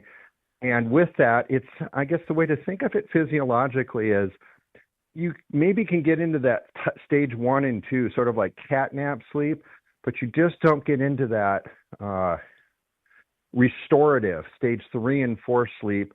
And a lot of people have heard of REM sleep, or rapid eye movement sleep, and that's usually associated with those deeper periods of sleep when you really get restorative sleep back to the body, where you wake up and feel like, wow, I feel I can, attack the day to day. Whereas someone that doesn't get that, they wake up, they maybe been quote unquote sleeping, or at least lying down for 6, 8, 10 hours, but they feel like they still, like they pulled an all-nighter. And that's really what we're trying to avoid with that. Let me do another follow-up question. Maybe you can just help me. I got a chance here, by the way, to get an expert on this stuff, guys, so I'm taking full advantage. Dr. Clayton Cole is joining us this morning here. It's good to have you. But let me ask you this. Every once in a blue moon, I will literally, I'll go to bed, and I'll wake up, and it's been maybe an hour and a half, and I feel like I've gotten a full night's sleep. I feel like I'm up and ready to go, but I'm just hating what has just happened because I can't get back to bed, and yet at the same time, I know that I'm going to be up for quite some time. What is that about? I mean, what is happening there? Is it just you hit the right cycle? I mean, what happened? Well, it potentially could be that.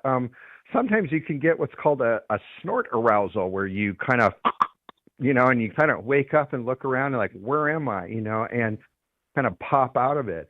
And what can sometimes, a lot of people can eventually just get right back to sleep, but others have difficulty in maintaining sleep. So that's kind of a problem. It's a little bit of, it's an individual by individual basis. But sometimes you've often heard that, sometimes it's great to take a good old siesta or nap. You can get a quick into deep restorative sleep and then pop back out and feel like you just got rejuvenated. And that may be sometimes what you're feeling. Okay, well that gives me a little bit of assurance, because it happens for me to time. Well, actually happens more than from time to time, but it's one of those things too, because you'll get up, especially if you're a driver or you're somebody like me that has to be on the air at a certain time. You have this moment where you have to make this terrible judgment call. If I go back to sleep, is there the risk of actually now oversleeping? which often kind of haunts a lot of people, especially when they're clock driven. And that's why I guess the overall question I was getting to when it comes to apnea, how much of it is stress related? Well, I mean, I think it always plays a role. And I think what you're describing really is difficulty with sleep hygiene. If you're talking about stress, I mean, it's in every kind of profession. I mean, if I'm on call in the hospital, for example, and you're worried, am I going to hear that pager go off? If I'm in another safety-sensitive environment and you're expected to jump up and be on all 8 or 12 cylinders, it's something that your mind is always sort of churning, and that is not optimal sleep. It's part of the stresses that we deal with, and our body is very resilient. It figures out ways to sort of solve that problem. But I don't think all stress causes sleep apnea. I think sleep apnea can cause stress. And it's interesting, one of the in an article published, it was found that half of people with sleep apnea have high blood pressure, and half of people with high blood pressure end up having sleep apnea. So we kind of look at that, and so there might be something to that, as you're suggesting, but just not a direct correlation. Yeah, I that makes a lot of sense. The idea that that one does not give way to the other, or vice versa, but that there is a connective tissue that is between them. That often, is that you often find that if you don't do one thing, something else results from it. But yeah, it's the whack-a-mole moment, as you would say. If you take care of one thing, something else might pop, or if you don't take care of one thing, you might have something else that pops up on the other side. And so that's it's important that, as we've already talked about today, really look at those controllable factors. Everything from the sleep environment that you're in. So having for some people, they sleep a lot better when it's a little cooler, and that's tough for you folks driving in the South, particularly in the summer. That can be a challenge in any vehicle. And and keeping it dark during the light, during when it's light outside, can be a real challenge. Especially during those summer days when it doesn't get dark till late and the sun comes up early. So those are all environmental challenges that we can work on, and then developing as much as we can a schedule to get good restorative sleep. Well, and I'll tell you this right now, Dr. Cole. I was stunned and I felt like a fool. You know how you have these moments where there's like this simple thing that you haven't done, and then you do it, and you're like, why didn't I do this earlier? Sleep masks. I realize that you still can, and believe me, everybody knows what I'm talking about. In the same way that you can walk into a house and know somebody's there, even if you cover your face, you can feel when it's morning, and that's part of the circadian rhythm. But I was stunned at how effective a good sleep mask was in promoting better sleep hygiene. And I was like, what have I been doing with myself, you jackass? Not you, me, of course. But the reason I brought up sleep, and we're going to wrap this up here because I could talk to you all morning long, is the reason I brought up sleep is that sleep feels like if there is a magic bullet before we get to real serious health conditions, that sleep gives way to weight loss, sleep gives way to stress reduction, sleep gives way to everything. That if you can fix your sleep, it is like it is not just a big step, it is a giant leap towards health. That's kind of my feeling from what I've understood, right? I think you're right. And in front of that comes activity or exercise. If you're able in your busy day to figure out ways to get your heart rate up a little bit with exercise, even for a short period of time, 5, 10, 15 minutes, you can work that into your day somehow. Getting your core body temperature up just about 1.5 centimeters, just a little bit, will help you get into deeper restorative sleep. So I think exercise is part of it. And of course, you're talking to a group of folks in a safety sensitive position where they're on the clock and it's really hard to do. And I know from just even driving part-time, you're on the clock and that's what you're thinking about. You're working on being safe out there. You're working on avoiding all the other crazies out there. And the bottom line is usually you're thinking about yourself the least, and you do need to think about yourself. Can I tell you, by the way, and then we got to wrap this up. Dr. Clayton Cole has joined us this morning. Thrilled to have him as the last guest on the final Highway to Health on the RadioNemo of North America platform. I will tell you this right now, Dr. Clayton. I have learned, and it's taken me too long, that getting anywhere from 7.5 to 8 hours of sleep a night, combined with a nice long power walk after you eat, combined with not only eating between either 11 and 7 or noon to 8 or some kind of window like that, and really doing good diet, making good diet choices. If you do those things, it's amazing how the rest of the world cascades into place. It makes me aggravated how simple it is sometimes. It really can be that simple, can it? It really is true. And there's lots of marketing out there, for everything from pills to, you name it, gizmo gadgets. And as you said, sometimes simple things get the job done as much or more effectively for a lot less cost. And, the bottom line is, as we've talked about, when it comes to being on the road all the time, it's those simple things that we do to be safe in the vehicle and then to look at our health as well. Those little things make a big difference in the long run. So it's been wonderful to be on the show. It's always interesting to bat cleanup, so to speak, but it's sure been an honor to be with you all. Thank you, by the way. And my wife put all this together for the last week of the show, and I asked her who the final guest would be on Highway to Health. And when she told me, I'm like, perfect. We got somebody who actually is both a doctor and a man who actually knows how to handle one of these rigs and understands what these men and women go through. We can't thank you enough for all your contributions to making the world a safer and more healthier place for the men and women who keep the transportation system going. Thank you, Dr. Cole. I appreciate you. Really do, man. All right. And you guys take care, and we always appreciate the opportunity to be on with you. I got to hang up on you. I'm not being rude, but I'm the only person producing today. Thank you, Dr. Cole. Take care, sir. All right.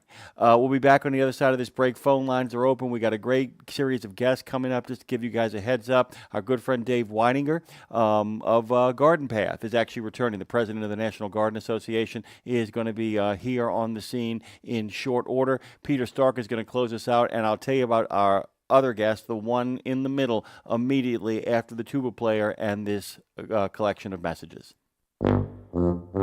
Mardi Gras Day here on Road Gang Radio. Once this is done, I'm going to pack up my bag and head over to see a friend of mine. Very excited. I got my donuts, by the way. It's Mardi Gras. I give up sweets every Lent, so I have no bad feeling about that.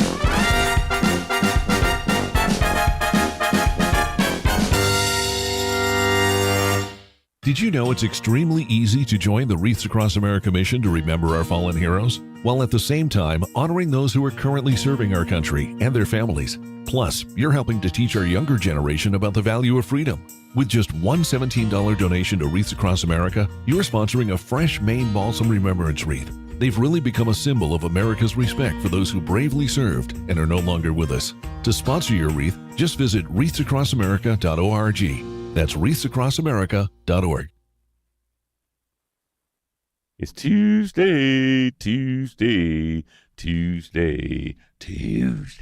Exceptional value and exceptional values. That's Bennett Trucking. A core commitment of faith, family, and freedom has driven Bennett to being the leading provider of innovative, integrated transportation solutions, both at home and abroad. Bennett's values are not just compatible with providing high-paying jobs and unmatched customer service. They're inseparable. If you're looking for an employer or a partner who believes the best business model is being a model citizen, then Bennett Trucking is the place for you. Go to BennettIG.com and find the folks who share your values.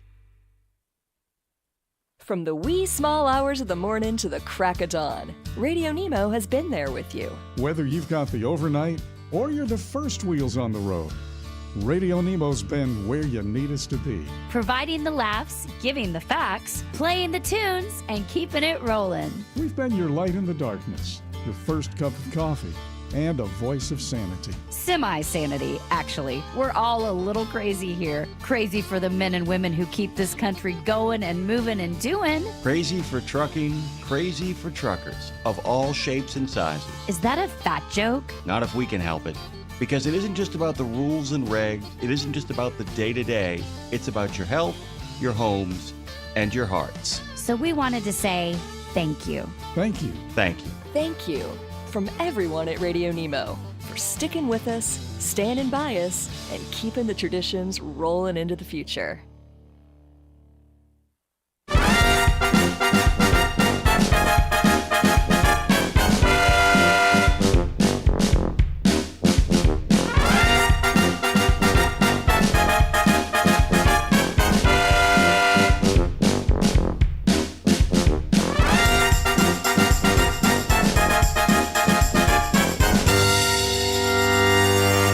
Hey guys, welcome back, Road Gang Radio, on this Mardi Gras day. Happy to have you guys out there. Happy to have you guys on the chat. Thank you for being a part of it as well. A cow seen wandering through roads and parking lots in Florida was roped and wrangled by a cowboy on horseback.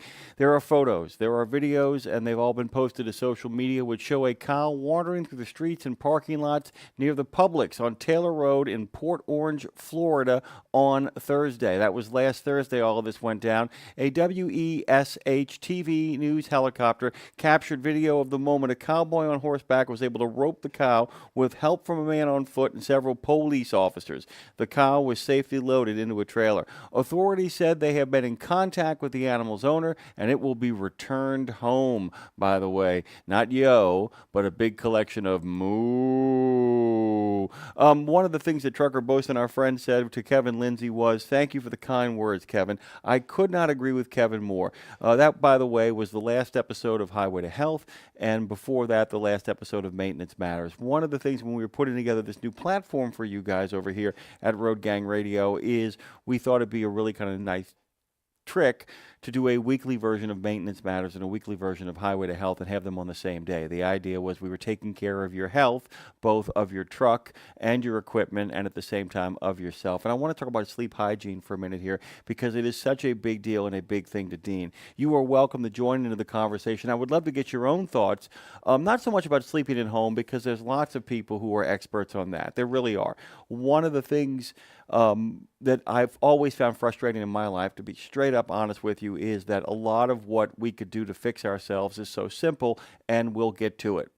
One of the things that happened here over the course of the time that we did this, since June we've been doing this, one of the things that we were so kind of thrown into this situation. And as I was saying before, and guys, I'm not going to rehash a grievance as much explain to you what happened here. One of the problems we ran into was that we weren't given proper warning. And Dave, and I didn't want to go through this with Dave on Monday. I just didn't want to have this conversation. I wanted it to be a celebration of his life and his career and a chance to visit with some friends. There was a pall that was put on top of that with the passing of Dr. John the day before that. But for the most part, we got through doing a show with Dave that was joyful and celebratory and wanted to make sure we did that. One of the things that we weren't set up for success is that when we started 2025, we began 2025, and there had been some rumblings and discussions about us being replaced. Some rumors had begun to kind of form, and we just wanted some clarity. Dave and I simply wanted some clarity. We weren't looking to have a gunfight at the OK Corral or even play hardball because there were opportunities that we could have taken, roads that we could have gone down that did not involve doing trucking radio or involve doing limited versions of trucking radio or kind of really kind of focusing in on one or two projects. And there were a lot of people on the payroll and a lot of people that depended on Dave and to some degree me being able to kind of know where we stood on this. And so we went to the Sirius XM people when we'd heard certain rumors and I don't want to say confronted them, but we're very honest. This is what we're hearing. And we were told by them to our faces, if it's going to happen, it's not going to happen that way. Well, it's exactly how it happened. I mean, and we should have kind of understood that in the moment, but we were dealing with some stuff. So when we found out we would be changing platforms, I had gone out and hired a general manager before we had told we were being asked to kind of, that the contract would not be renewed. So we went out and actually asked somebody kind of to disrupt his entire life and make his way over to us. So by the time that we were told we weren't getting renewed, he had utterly changed his life.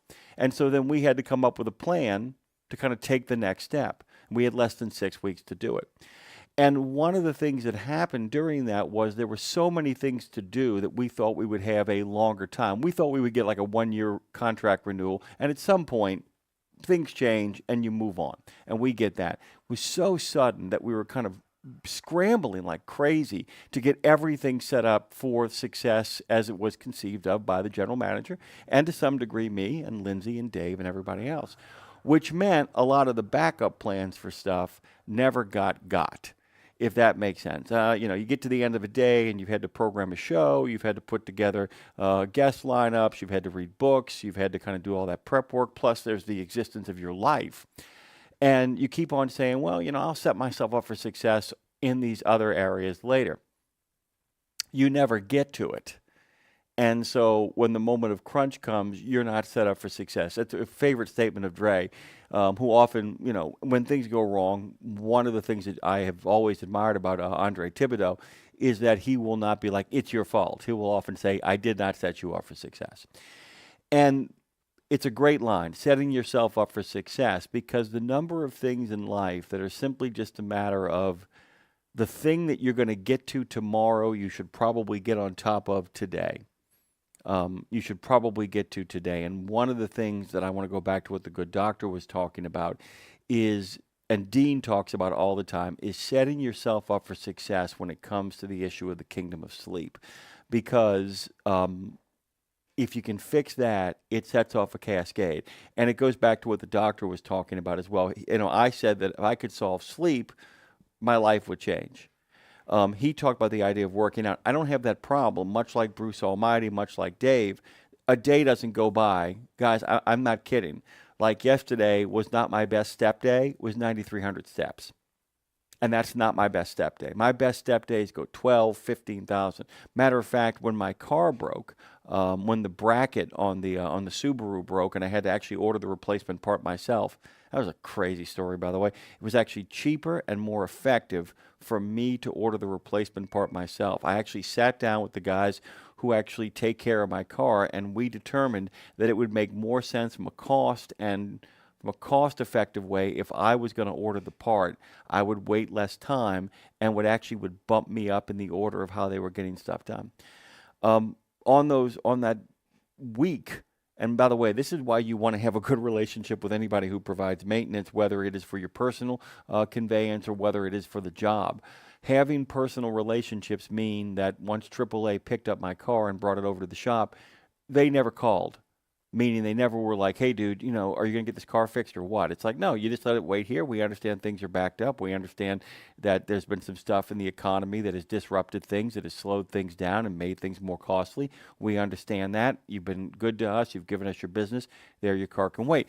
But during those days when I was waiting for the piece to arrive at my house, I basically walked from the lakefront of New Orleans all the way into the 7th Ward of New Orleans to come here and do the show. And I'm telling you right now, man, in regards to one that the good doctor is right about, if you want to improve your sleep, start walking. Anytime you have the option between doing something physical or conveying yourself in non-physical means, always take the physical. If you can do it, time affording, weather affording, safety affording, always take the physical. Because what I ended up doing was walking back and forth from Degas House to the lakefront, there and back again, and do that. He's right that at the end of the day, when you sit down to get that sleep, it makes it a little bit easier. But the problem for me has been just like, there's a point of no return for me. I'm being very, very honest here, very, very open as we kind of enter the last phase of this show. My biggest sleep problem is I get to a point of no return. Like once it gets past a certain time, anxiety starts to kick in for me. Like if I get to 10 o'clock at night and I'm still not even close to being able to fall asleep, I get very, very tense about oversleeping. I get very, very, I guess what you would call tight about that, which becomes a self-fulfilling prophecy about oversleeping. And so I end up staying awake. By the way, I just looked out my window and there's a whole bunch of people in really cool costumes who are walking up the street because after all, it is New Orleans and it is Mardi Gras Day. So one of the things that always ends up happening is once they get past a certain point, no sleep for me, and I end up tossing and turning and becoming very paranoid, moving the phone across the room, moving the alarms across the room, trying to figure out some way as to not oversleep, waking somebody else up in the house and being like, hey, would you mind waking me up? It was a lot easier when my father was doing physical therapy because he would get up at the crack of doom, and I would sleep better knowing that as well, too. But there's always like one or two things that if you fix them, everything else begins to kind of cascade into place. And it's just one of those kind of things. So I was kind of curious to ask you guys a question at 615-292-6366, or you can jump into the chat like Joe J did and said, I always laugh when I see loose cows. Like, where do you think you're going, dude? I have that same feeling as well, too, by the way. Speaking of cows, I don't know if you guys know it, and I'll get to Huck's phone call here in a second. Thank you for calling, my friend. Speaking of loose cows, I was actually doing some research for a project I'm going to be doing down the way, and ended up looking up Atom Heart Mother, which is the Pink Floyd album with the cow on the cover, and got down a rabbit hole about why they decided to do that particular cover. Is that it was an attempt to get away from the psychedelic sort of acid rock that they were doing up to that point. Acid rock, by the way, sounds like it's really heavy metal or dripping heavy metal. Acid rock is when you drop a whole lot of psychedelics and then you listen to acid rock. Let me take the phone call here from Huck. Huck, you're on the air. Welcome to the show. It is the fourth to last Road Gang Radio. What is up, my brother? Hey, good morning, y'all.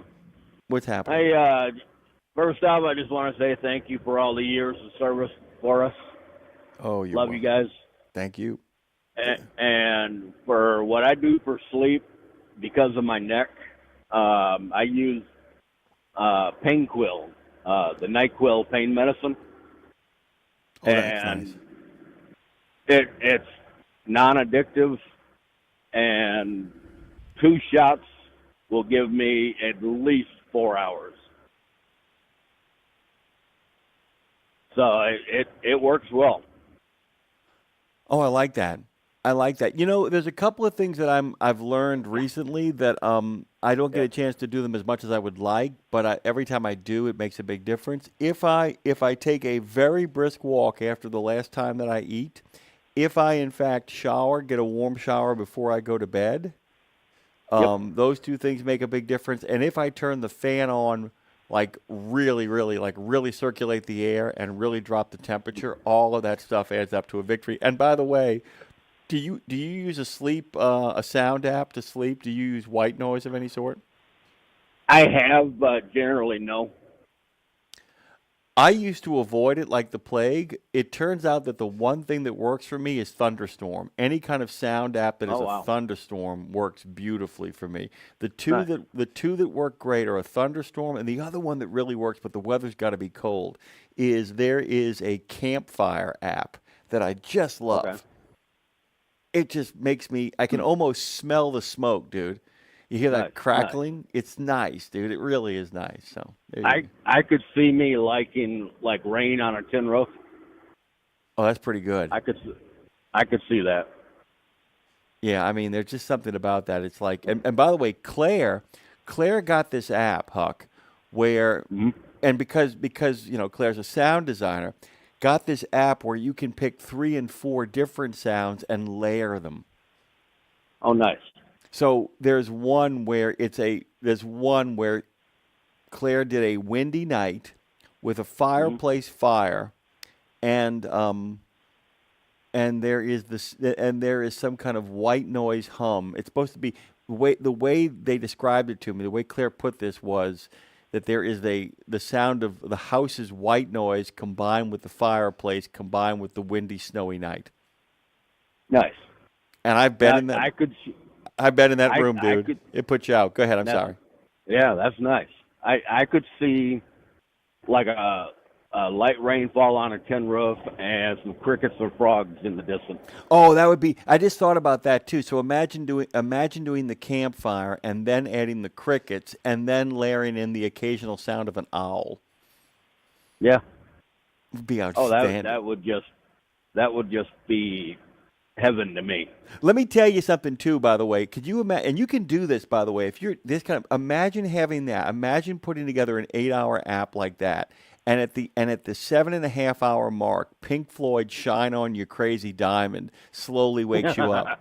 Because that song actually builds into that, man. It's like that and then finally, you get woken up with Roger Waters and David Gilmour and Nick Mason and Richard Wright going, "Shine on you crazy diamond." Be awesome. It's a hell of a way Yeah, to start well, this. Huck and I have solved all the sleep problems. We've done it. Yeah. We've done Yeah, it. just got to follow our advice. Yeah. Got to follow our advice, dude. That's really awesome. Let me ask you a question, Huck. I'm throwing this out here, and I got to talk to Chowder here in a minute, but I'm throwing this out here for you. If you knew that there was a show from, say, like 7 to 11 at night, okay? Mm-hmm. And it talked about...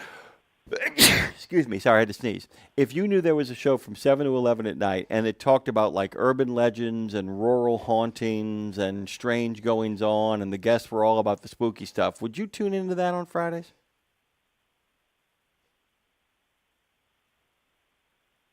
Would you? I would say yes. The only reason I may not would be if the time conflicts. But yeah, I'd be very interested in that. Yeah, because I'm really thinking about something like that. I think that'd be a lot of fun for a lot of our listeners. My brother, I got to take our good friend Chowder's call, but your timing is impeccable. Let me ask you a question really quickly before we kind of shuffle off our radio coil together. Yep. How do you is that how you manage to sleep in the cab? Do you have any tricks for sleeping in the cab?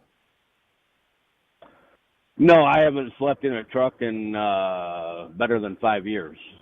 So I'm home every night now, now that I'm on day shift, I'm you ain't gotta home worry. every night. Ain't gotta worry about that crapola. I got you. No. But when I was in the cab, I would just work myself into exhaustion, and then there's no problem. Huck, I love you. There's nothing you can do about it. We'll be here all week. All right, man. All right, brother. Talk to you soon. Chowder, you're in the conversation. What's happening, my rebel of the Sacred Heart? Well, not much, my brothers. I'm always either the conversation or the conversation about me, but I guess. So I was really trying to call in and talk to Mr. Peter Stark and thank him for all of his great adventures and ideas that got me out onto. But he'll be in the last half hour. Another day. He will be in the last half hour. Maybe I'll try to call back. But as far as the sleep thing, I sleep well as well as I can in the cab. Is work 11 hours straight, keep myself busy so I tire myself out, but really I'm reserving all my sleep to when I'm dead. So sleep is just kind of a foreign friend of mine. I don't really sleep. I cat nap a lot. What's the great line? Who needs sleep? No, you're never going to get it. Who needs sleep? Tell me what's that for? That's right. Hey, I sent you a picture of those oregano and black seed oil that you can look up. Okay, I will check it out. Do you use a sound app? Do you use a sound app to sleep at all? No, I try to use as very few apps as technology as I can.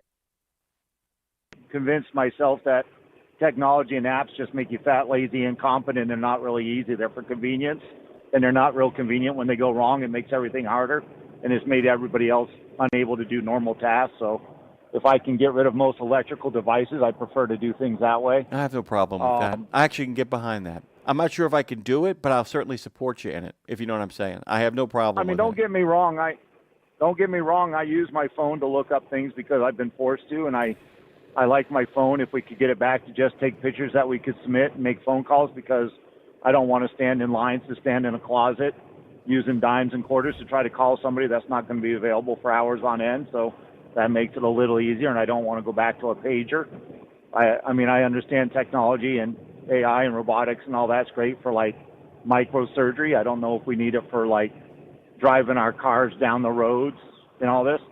I was listening to that other Nebula 5 station yesterday, and some guy that was trying to steal sponsors, Willis guy, and they had a guy talking about this new AI technology they want to put in the camera system where it can find fog lines and dash lines, and they're trying to push this technology really fast and saying it was going to be safer.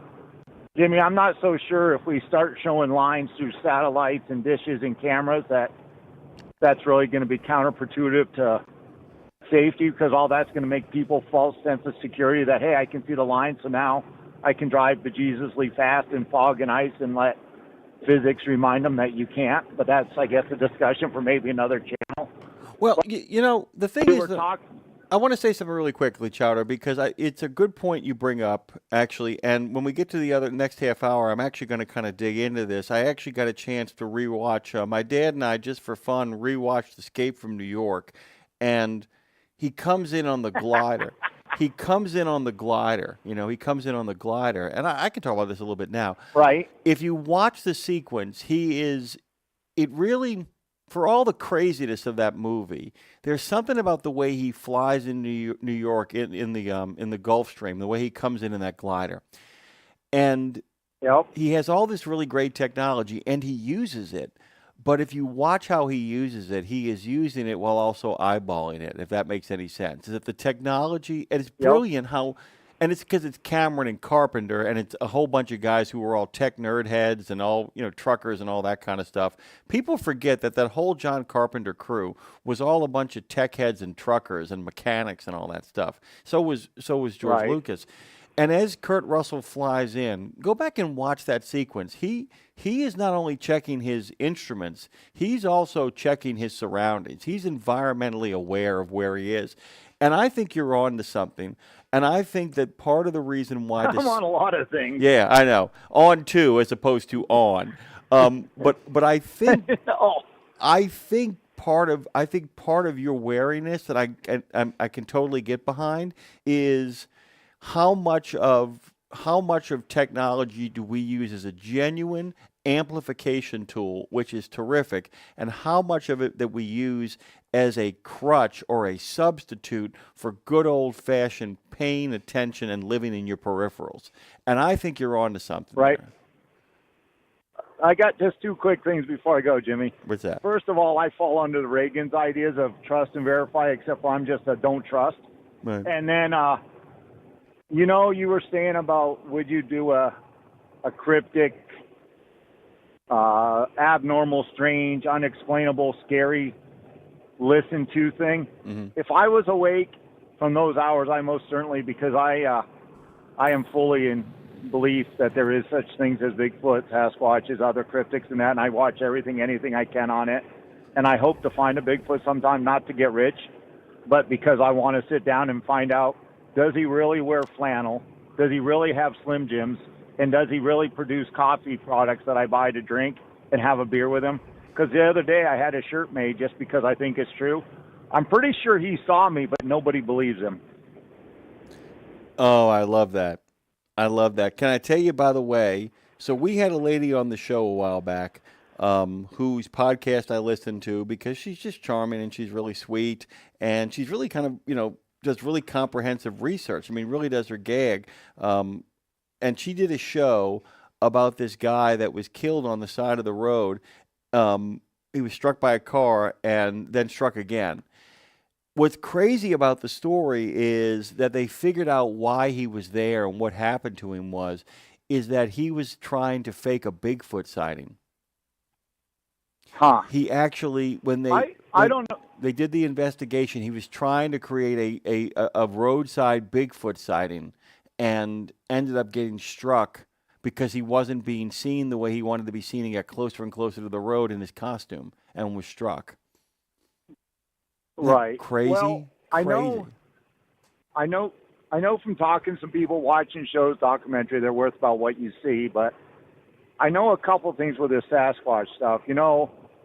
Potluck comes from the word potlatch, which was an old native meeting celebration up in the Snoqualmie tribe area. Correct. Where back, and they would bring down Sasquatches and they would have games and competitions, friendly, and then go on their way, and they used to communicate each other.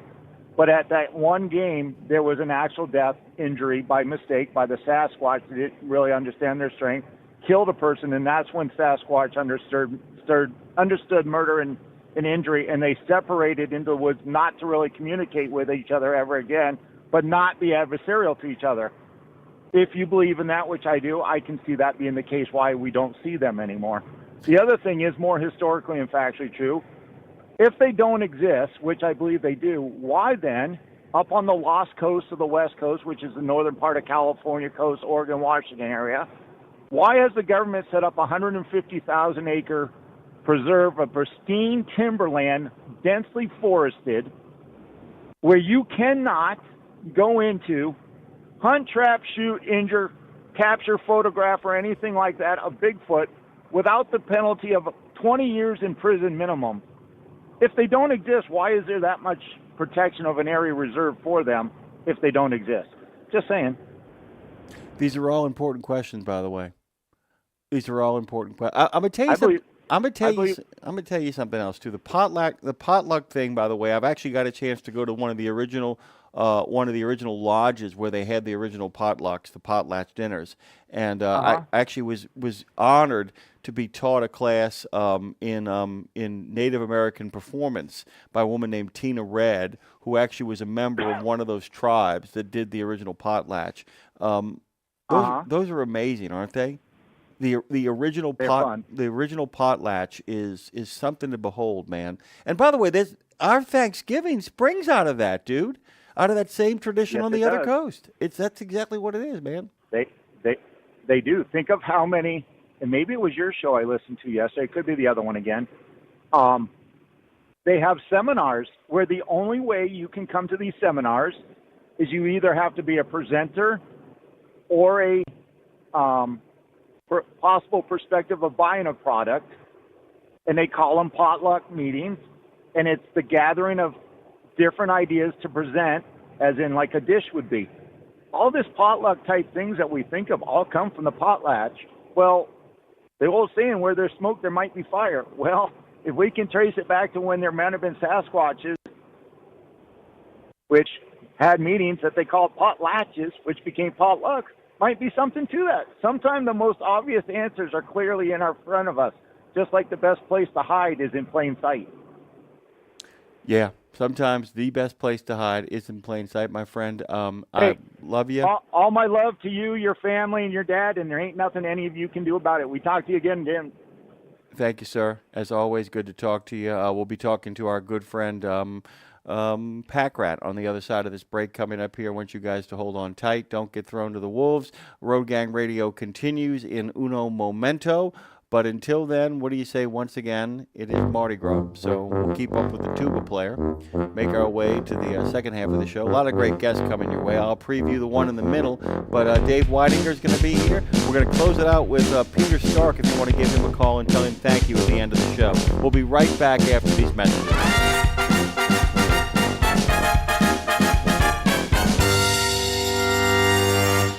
17 Sapp Brothers Travel Centers are known for great food, hospitality, and mom-approved showers and restrooms. But don't forget the service centers. Sapp Brothers ASE certified technicians can repair nearly any issue in shop or roadside, including axle repair. Dig into your free steak dinner with your oil change. That's a Sapp Brothers tradition to thank you for your business. Tires? Sapp Brothers will beat any competitor's advertised price on tires. And download the Sapp Brothers app for exclusive promotions in the shop, restaurant, and store. Your spot under the coffee pot is waiting for you at Sapp Brothers.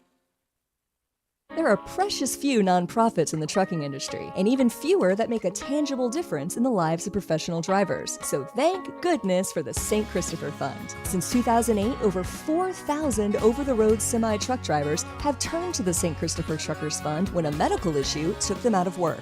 The SCF steps in and pays necessary household expenses such as mortgage, rent, utilities, insurance, and vehicle payments. The SCF also provides free health and wellness programs for drivers. So find out how the SCF can help you, or help the SCF yourself. They'll turn your dollars and cents into that tangible difference for the professional drivers who need it most. Support our highway heroes with a donation at truckersfund.org. It's Tuesday. In a video game, if you get enough experience, you level up. And when you level up, you gain more skill. And with enough skill, you beat the boss and win the game. Sounds a lot like trucking, doesn't it? Except in trucking, you don't beat the boss, you become the boss. And if you want to be the boss, you gotta meet the boss. And that boss? Carrier's Edge boss, Jane Jazrawi. Want your drivers to level up? Carrier's Edge has the training, comprehensive safety, compliance, and best practices on one website. It's a simple subscription with no contract and no commitment. Learn more. Try it out. Level up. CarriersEdge.com. Hey, come on! We're starting the game. All right, I'm coming. Wait for me. CarriersEdge.com.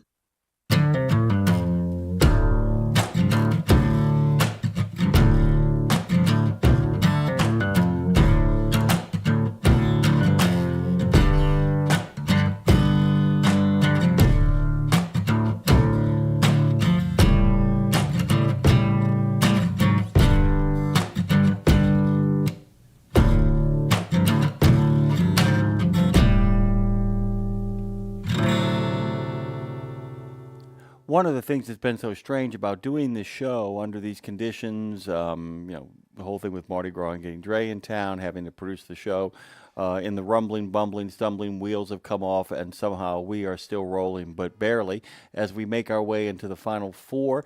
Well, now 3.5 Road Gang radio shows here, is just that, the idea that it's like, so much of the bumpers were made with Lindsay in mind, so much of the stuff that we've created here in regards to sound rejoinders and spots. Those sponsors have been kind of talked to, and our contracts with them have come to an end. We've got to kind of make new relationships and kind of move forward in different directions. One of the things that I really have made a commitment to moving forward, regardless of what happens, and this is with no offense to so many of the people that have been so kind and have helped us, our long-term relationship with TA Petro, our long relationship with Volvo that actually is no more, our long relationship with Crete that is no more, as those things have dried up. And some of those have dried up because time simply just moves on. One of the things that I think we did not lose our way, but so much of trucking radio has lost its way, is that I find it falls into one of two camps. The first of which is, it's really not for truckers. It's Dave said this very, very well, and he and I had a long talk about this, and would love your comments in the chat, those of you who are out there. Thank you, by the way. The YouTube crowd has always been spectacular, those reconstituted members of the Road Gang.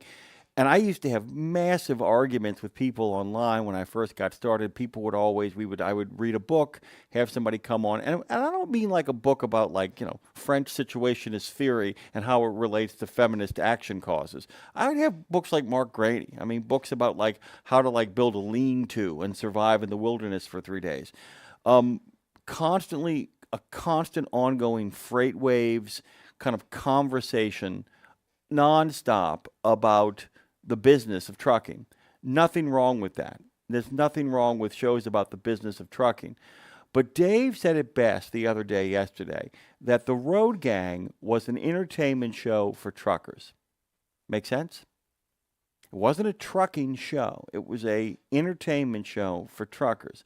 And what Lindsay and I tried to do, what Claire and I tried to do, what Lindsay, Claire, and I tried to do, Lindsay, Claire, myself and Dre tried to do for so many years, was to create an entertainment show that actually spoke to you guys and what you guys wanted to talk about. And you say, well, look, I'm going to get Pack Rat on here in a second, and so much of what we did was talk about football. And people say, well, there's so many other sporting channels out there. I understand that. But how you consume football as a trucker, how you consume books as a trucker, how you watch movies, all of that is different. It's a different model of how you actually entertain yourselves out there, because you're not going to movie theaters on a regular basis, okay? You don't get a chance to sit by a fire with an open book on a rainy night or a snowy night, cold night with the fire crackling and the owl in the distance while you read your book. You're reading it in the cab. You're listening to it while you drive. You're listening to Spooky Podcast not with 2 or 3 of your friends on a weekly basis. You're having to catch up by doing crash outs, listening to 5, 6, 7, 10 episodes on a long drive, listening to, figuring out what the new album drops are and making sure that they're playing in your cab while you're making your way to the next area. The way you relate to food is different. It's a different lifestyle. And so much of what trucking, quote unquote, trucking radio is really about trucking business. Great, by the way. You will not find anybody who admires Kevin Rutherford more than I do in regards to what it is he does. He is deeply involved. We do it once a week. He does it all the time. And by the way, You can do it all the time. There is so much on the table to talk about in regards to truckers' health and the health of the rig that you drive. That is an absolute necessity. There is so much to talk about in regards to how we train the next generation of drivers, but also this is important too. The other reason we talk about training drivers is I want you guys to know that if you ever decide to hang up your spurs, that there is a job waiting for you based on your expertise and your decency and your ability to talk and your patience and actually give away institutional knowledge. The other thing that makes me a little bit crazy too, not crazy, but there's got to be other alternatives, is there are trucker-centric shows, not trucking-centric, trucker-centric shows, but they focus on grievance. They focus on complaint, a nonstop sense of the world sucks, and only I see it for all of its suckage. And I, like I said, that also has its place. But I'm telling you right now, man, the one thing the good Dr. Cole and I didn't get a chance to talk about is the cortisol spike that is going on in this country right now. And what I mean by that is the fact that we have not even begun to have a conversation in this country about the perpetual sense of stress that we are putting on ourselves, the perpetual sense of just gassing ourselves up. I mean, there are people who I love, and I see you post on Facebook, and I'm like, would you please stop? I don't normally get political, but it means you always get political. This is what I believe as an American. And you're doing it because you want to see people either get angry, or you want to see people get enraged, or you want to piss people off, or you're pissed off. It's because you're enjoying the way that cortisol feels. And there's got to be something in between. The one thing that Dave always believed in, the one thing that Lindsay believes in, the one thing that I believe in, that Claire believes in, we actually think you guys want to have something more than just, let me tell you how I'm the expert in trucking. Well, let me tell you why you should be angry today. Welcome to Trucking 101, where the job is to tell you how only you know everything about everything and everyone else is an idiot, and don't you feel superior, and don't you feel gasoline and adrenaline up beyond belief. Whew, it's exhausting. Really is exhausting. And there's got to be something else that kind of goes on there. There's got to be something else there. And the one thing that I promise myself, whatever we come back as, whatever I come back as, whatever I show back up as again, if I show up in your space, if you find me, if I find you, I promise you, what we will do, what I will do is I'll make a promise that I'll do stuff that is very interesting to me, that I think will be interesting to you, and that maybe my enthusiasm for it, you will share in that. I think the mistake is to try to say, what do you want to hear, whether I want to hear it or not? I know it sounds like, what are you talking about, dude? That sounds really selfish. It doesn't. That's what I would call enlightened self-interest. That if I'm not enjoying what I'm talking about, how are you enjoying what you're talking about? Which is always why I really appreciate when my good friend Packrad calls and we can talk about whether or not Joe Brady's going to be a good coach or whatever else is on his mind. Good morning to you, sir. How are you? Good morning, Jimmy Mack. Before I get to my topic, you probably heard that Mickey Lolich passed away last week. Oh, Mickey Lolich passed away. Robert Duvall passed away. Yeah. Jesse Jackson. Jesse Jackson died. By the way, and a lot of people are like, oh, Jesse Jackson. Jesse Jackson. Jesse Jackson was a great American. I don't know if he was always a good one, but he was a great American. He was a great American. And it's like that's the other thing too is the fact that is where I think we've gone. If you're gonna get me in a back in the day kind of conversation, Mickey Lolich, by the way, quality people right there. But if you want to hear me really complain, is the fact that it's like a lot of people say I like my guys like Teddy Roosevelt in the arena fighting the good fight, and it's like yeah, I'm with you, but how come their guy's always fighting the good fight and the other guy's always a complaining, whining turd? It's like there is something that we have lost when we can't acknowledge somebody was a great American while not liking them. You know what I'm saying? There's something we've lost when I can't say so-and-so is talented. He's a jerk, but he's talented. You know what I'm saying? Everybody's always a moron. Look at this moron. Look at this. And they freeze a picture of some politician they don't like being like, this person's as dumb as a box of rocks. It's like, what are you talking about? So Lolich passed away. I know. I saw that, by the way. I did see that. Okay. I did see that. Favorite Duvall movie, by the way? I think he played a better General Lee than Martin Sheen. I liked the job he did in Gods and Generals. I liked him in Gods and Generals. I mean, come on, dude. Kilgore. Come on, he's great as Kilgore. Okay. Come on, man. Okay. That gasoline smell, it smelled like victory. You know, one day this war is going to... Charlie, don't surf! I mean, come on, man. Charlie, don't surf. Okay, Tom, I'll give you that. Tom Hagen. You can't kill a New York police captain in public. Come on, man. Come on. He's good. He's good Bobby Lee, though. He's good as the apostle, too. Yeah, because Robert Lee wasn't Martin Sheen is short, and Robert E. Lee was not short. He was probably about your height. Yeah. Well, you know what? Well, anyway, do you know what Sheen get? Okay, so the best part about Sheen's performance is the absolute conviction. Yes. He took that part. He really put himself into that. I mean, when he says, "I saw them break," you know, it's like literally Tom Berenger as Longstreet telling him, I don't know, 15,000 men anywhere can take that hill. I saw them break. I saw that line break, and we will prevail. I mean, you believe him. Yeah, exactly. Yeah. You believe him. You know, I mean, that's what it comes down to. Yeah. What I wanted to call you about, but we'll get back to my topic here. You had a lady on that last week. You were talking about parrots.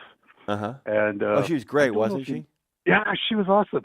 But I don't know if you know this or not, but Winston Churchill's parrot died 4 years ago in 2022. Not surprised.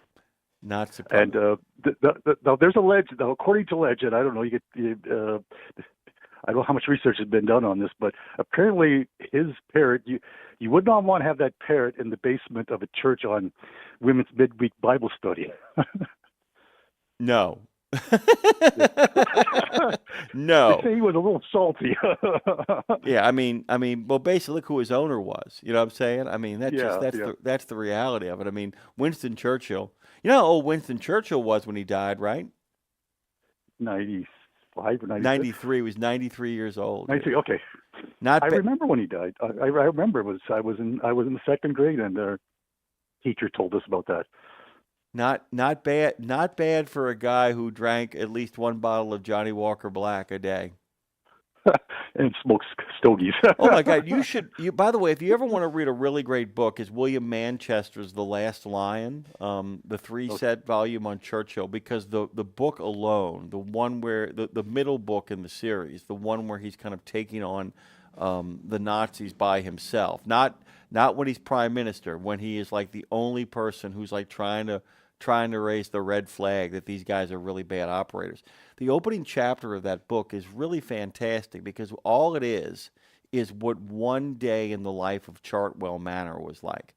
It kind of takes him from the moment he wakes up to the moment he goes to bed, what an average day for Churchill was. Do you follow me? Like what breakfast was like, you know, what it was like to drive to the House of Commons, when he would do most of his writing, and how the day would end. Do you follow me? Mm-hmm. So... And it's masterful by Manchester. By the way, I remember telling this too because, God rest his soul, flag waver, Michael Freibarger. Remember Michael? Maybe. his handle was flag waver, and he was a big fan of Dr. I remember flag waver. I remember flag waver. Yeah, flag waver was Michael Freibarger, and he was always calling and asking me for recommendations because you know he had been exposed to Howard Zinn's A People's History of the United States, and it troubled him. He felt it was very skewered. Now, what's interesting about A People's History of the United States is that Howard Zinn wrote it as a counter-narrative to kind of what I would call the traditional textbooks of college juniors and seniors and high school juniors and seniors and college freshmen and sophomores. He wanted to give people a counter history, a history through the eyes of the working people and the marginalized groups of the U.S. But there are people who have real problems with it too. It's very simplistic and it doesn't kind of account for the complexities of the world. And he actually asked for a recommendation, and one of the recommendations I made was The Dream and the Glory, which is William Manchester's History of the United States from 1932 to 1972. So what I also ended up recommending was Manchester's book. And what Manchester's book does, because Manchester's book about the United States is great, but his book about Churchill's even better. He also wrote American Caesar about Douglas MacArthur, which I really would recommend too. But in the opening part of that chapter, Pack Rat, the reason he does it is that he never has to do it again. Do you follow me? What's so cool about it? And the parrot, I brought all of this up because the parrot plays a large part in that opening chapter. Because it never stops cursing up a storm, which brings a lot of comedy to the book, that people would come over to his place and it would just make everybody's life miserable, which I just think make a sailor blush. Make a sailor blush. Absolutely true. What's going on, brother? What's happening with your day? Where are you going? Where are you headed? I've been stuck here in Salt Lake City since Friday night. My truck is at Volvo, and they're backlogged. They didn't get my truck. They said to get my truck in this morning, so I'm just waiting for an update. And I'm driving a brand new truck, and this is the third time in 6 weeks that I've had to stop at a Volvo dealer to get something fixed. Wow. Yeah, we got 100. I think we took on 125 of these brand new generations Volvos, and at any given time, we have about 20 of them at two Volvo dealerships in the Toronto area getting something fixed. There's a lot of computer glitches, and we're constantly getting software upgrades. There's just too many computers in these trucks.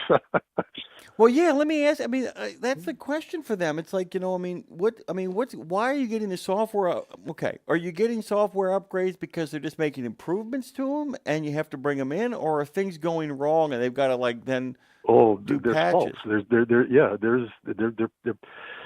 No, well, actually, what they're doing is, in my case, what they're doing is they're throwing out fault codes, and like an air system malfunction. Well, the air system wasn't malfunctioning, but it kept telling you it was. And sometimes some of these faults, even though it's not happening, that the computer could shut you down, and it has shut down other drivers that we have. What happened to me here is the belt for the alternator snapped. Well, they towed me in for that instead of sending a techie out there to replace it. But they want to know how can it. Because first week I had it, we had to replace the tensioner for that belt. So they got to find out what's happening here. Why did that belt snap? Why did the tensioner go? So, Well, that's what happened to my. That's what happened to my car. By the way, it wasn't. They thought that the belt. They thought that the transmission belt had broken. The transmission belt didn't break. It just came off because the tensioner broke, because the bracket had worn down so much. It wasn't the belt. The belt was fine. The belt just came off, and when it came off, it broke. But it was literally, they couldn't. The grooves had worn down on the rotator so much that it just broke off. I had to get a whole new bracket. And it's like, that's the other thing too, is like a lot of times it's like you're trying to figure out, you think you know what went wrong, and then you find out, no, that was just part of something went wrong deeper. That's always the problem. Everybody thinks, oh, I got this, but it's like, I think people there's a root cause somewhere. Well, yeah. Well, the thing is, people often sometimes your belt breaks, and it's just your belt breaks, and as long as you catch it early enough, you get a new belt. Doesn't cost you any more, and you roll on your merry way. But sometimes the belt, the belt breaking or the belt coming loose is a symptom of something worse wrong, and that's really one of the big things too. Why it's so important. They put so much in the way of this stuff now. You know what I'm saying? It's like, what is the root cause? And, if you got, here's the problem, is that's one of the other problems you run into as well, too. Because if you got 9, 10 trucks in the shop and all of them are getting the same patch, what do you do? Because you can't just, it isn't like, look, your car goes really sideways and it's a real kind of faulty model. At some point, the car company's going to realize we got to give this guy a new car. But when it's a rig, when it's actually a profit-generating engine, you can't just get new trucks. You can't just replace the entire fleet. You can't do that. Yeah. Exactly. Yes. Yeah, I don't. So I'm just waiting patiently, pacing the floor, binge watching Blue Bloods and NCIS. Oh my God, I got to tell you, that is one of my great comfort foods. Blue Bloods is one of my great comfort foods because if you ever want to know what my family is like, it would be Blue Bloods? It would be Blue Bloods. If you ever want to know, I want you to imagine it a little bit more liberal than they are. A little bit more liberal, only because the attorneys are defense attorneys. But I want you to imagine that family. That's what my family is like, what my larger family is like. I want you to imagine that St. Patrick's Day for my family is, so my mom is one of 7 kids, 6 of whom are still alive and well. My mom is the oldest. She's in her 80s. All of those people had together 32 grandchildren. Oh, yes. Of those 32, 31 are still alive. The youngest one is now 40. He has a couple of genuine kids. The rest of them have kids, but all those kids are either teens to 20s. Okay? So I want you to imagine what a Christmas Eve, a Christmas Day, a St. Patrick's Day are like for all those people. Oh my, yeah, I think I can imagine. So when my mom and dad and I watch Blue Bloods, which by the way it's comfort food, by the way. There's things that you watch because it is what I would call heavy lifting. You have to be engaged. Like if you're watching HBO's Watchmen, you got to be watching. You know what I'm saying? you got to be in it. You know what I'm saying? If you're watching The Wire, you got to be in it, dude. If you're watching Blue Bloods, though, man, you can kind of be there. You're just kind of spending time with them. The plots are important, but what's really important, what I really love about Blue Bloods is the way is that with very few exceptions, the criminals being the exception, a lot of the people the chief deals with, that Tom Selleck deals with, that the superintendent deals with, are like Whoopi Goldberg's character in it is terrific. Yeah, I remember that one. Yeah, she's terrific because like they're not allies and they're not friends. But there is a certain level of respect they both have for one another. You know what I'm saying? Like he is not friends with the mayor in that thing, but but the mayor isn't a villain either. You know what I'm saying? Yes. You know, I mean, they're all counterparties, you know, and I really love that about the show. And I also love that some of his children do see the world in terms of good guys and bad guys. And you're kind of like, that's not a good way to look at this world, you know. But I do like that show, and it's a good way to kill time. I think all of those shows were invented to allow us to wait for Volvo to do the repairs on trucks. I'm now convinced. You've convinced me. Yes. There's a big plan in place here. I think so. My friend, I got to wrap this half hour up. I got to get Dave Weidinger in the game, but I really enjoy your company, dude. Thank you so much. We'll talk before the week's over with, but I really appreciate you, and we'll find more time, and we'll figure out what we're going to do next, okay? Absolutely. Looking forward to Jimmy Mack, and all the best. All the best to you as Tupac Rat. Guys, by the way, if you feel hung up on when you call the show these days, we're not being rude. There's only one of me. I can't do everything. I just got to hang up the phone. Get the hell off the phone. Yeah, Joe J, 100%. I really enjoyed the way this new platform went as well. Good morning to you, Jody. I hope it is sunny. I hope it is cool over in Florida. I hope that continues as a pattern running north, that things remain sunny and cool, which, by the way, so many of you guys are just that. And Joe, I can't agree more. I always laugh when I see loose cows as well, too. It's kind of like, what? Where am I? I don't understand. Who let all these people into my barn? Oh, wait, I'm not in the barn. I don't know what you're doing. Hey, Daryl, good morning. Thanks for joining us, brother. Good to see you out there. Appreciate you being a part of the conversation. Trucker Boson, good to see you as well, too. We're going to get Dave Weidinger in here as well. You're listening to Road Gang Radio, RadioNemo.com. Please head over there for 2 reasons. If you have not written a note to Dave, please do so. Claire's hope was to get at least 300. We're there. We made it. But keep pushing those numbers up. We want Dave to see nothing but wonder and awe. So many of those messages are so heartfelt and so decent. It really will move you if you head over to RadioNemo.com. The other reason is if you haven't subscribed yet, subscribe. Please do so. Everybody, by the way, send well wishes to our good friend Marshall, who's getting cataract surgery today. I think it went well. I have no reason to believe that it didn't. We would hear differently. I'm going to go get a cup of coffee. We're going to get Dave Weidinger in the conversation. Hold on tight. Don't get thrown to the wolves. And after all, it is Mardi Gras, so the tuba playing continues. Road Gang Radio's happening. Road Gang Radio's happening. It's me by myself. Really by myself. I'm going to go swimming today. And then go walk in the corner. And maybe get a burger or something. Who knows?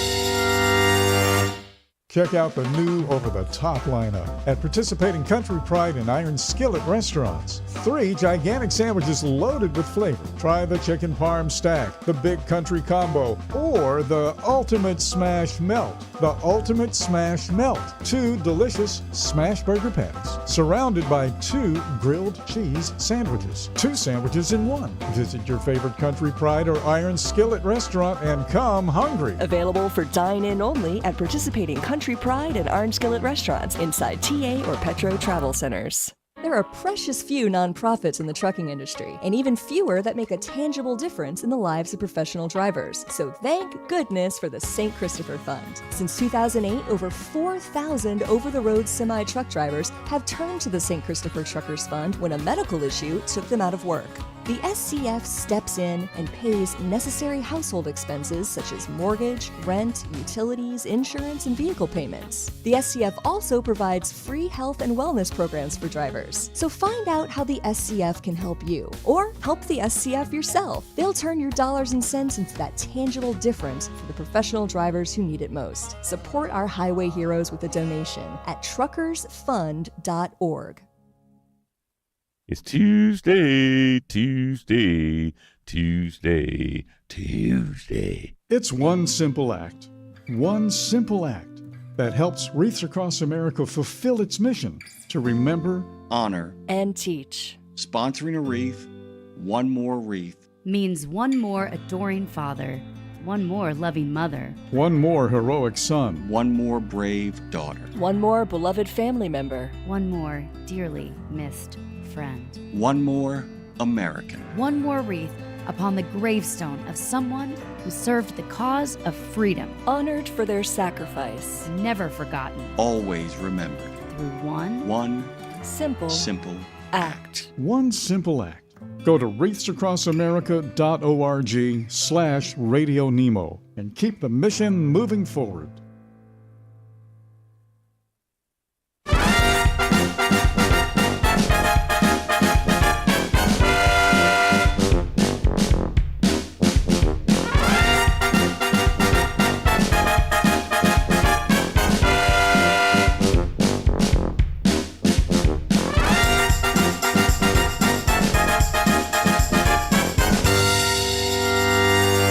I'm absolutely thrilled, by the way, as we wrap up Radio Nemo of North America, sunset the company on Friday. Last edition of Road Gang Radio will be this Friday. Have no fear. Lots of great stuff still coming your way. My co-host for so long, Lindsay Lawler, is still got We Should Write cooking, and it's been launched on its own platform. Please keep up with her. It's Lindsay Lawler, y'all, is where you can find her on Instagram. That's where most of her action kind of emanates from. I got a bunch of stuff that I'm cooking up and working for. I am going to the Mid-American Trucking Show. I've got some obligations that I am proud to fulfill for my friends at Wreaths Across America. Also some stuff that Dean Croak and I are cooking up, and maybe launching some new stuff there as well as I make my way down the road to new adventures and new things going on over here. One of my favorite things when I first started at Radio Nemo was I was the host with Claire Marie of the Weekend Show. And Claire actually came up with a segment called Garden Path. And its longtime co-host is the best way to say it. I mean, Dave Whitinger was not only a regular recurring guest, but once a month was the co-host. He's the executive director of the National Gardening Association. You can find them at garden.org. And as we head into spring and as we kind of sunset this show, we thought we'd have a little sunrise, though, on the possibilities of what spring offers in the garden, and what a better person to have. There is no better person to have than Dave Whitinger, who joins us this morning. Hey, Dave, welcome back. I'm so glad Claire was able to get you in. Yeah, thanks, man. It's great to be back. I remember all the fun that we had. It's been some years since I've been back with you guys. It has been a while, but it is really good to have you. New Orleans, by the way, after going through the cold snap that most of the country went through, has kind of gone back to being New Orleans with temperatures in the high 50s and low 60s at night, and then getting into the beautiful 70s by daytime. And even though the groundhog saw his shadow and is going to give us 6 more weeks of winter, people should be taking, much like truck drivers during the winter actually do a lot of maintenance on their trucks to make sure they're ready for when the rolling really gets going. There's some stuff that people could be doing right now. And we'll catch up in a second here, but let's just kind of lay out what people who love their gardens, and we have a lot of people who love their gardens, including some folks who were guests on the show yesterday. What can people do to prep for spring growing? Yeah, well, that's the nice thing about being a gardener is it's not like you don't have anything to do in the wintertime.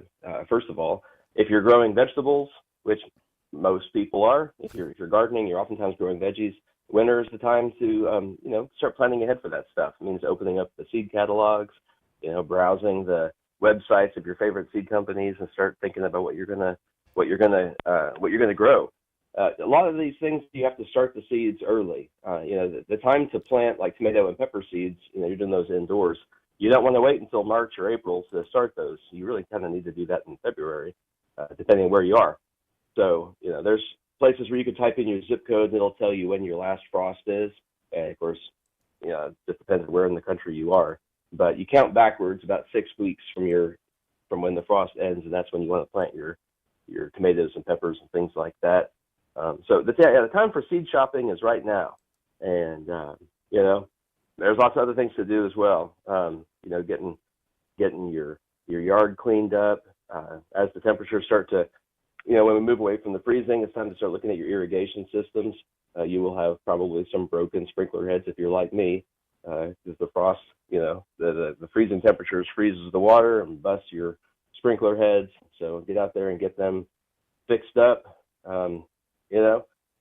Get your compost bins ready.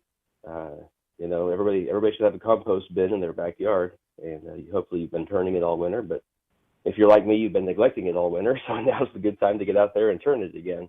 Get your pitchfork and shovel that up. On and on we go with all the different things that you can do. Clean and prep your tools. We like to get the tools and put a little bit of oil on the handles and just get them all ready for the season.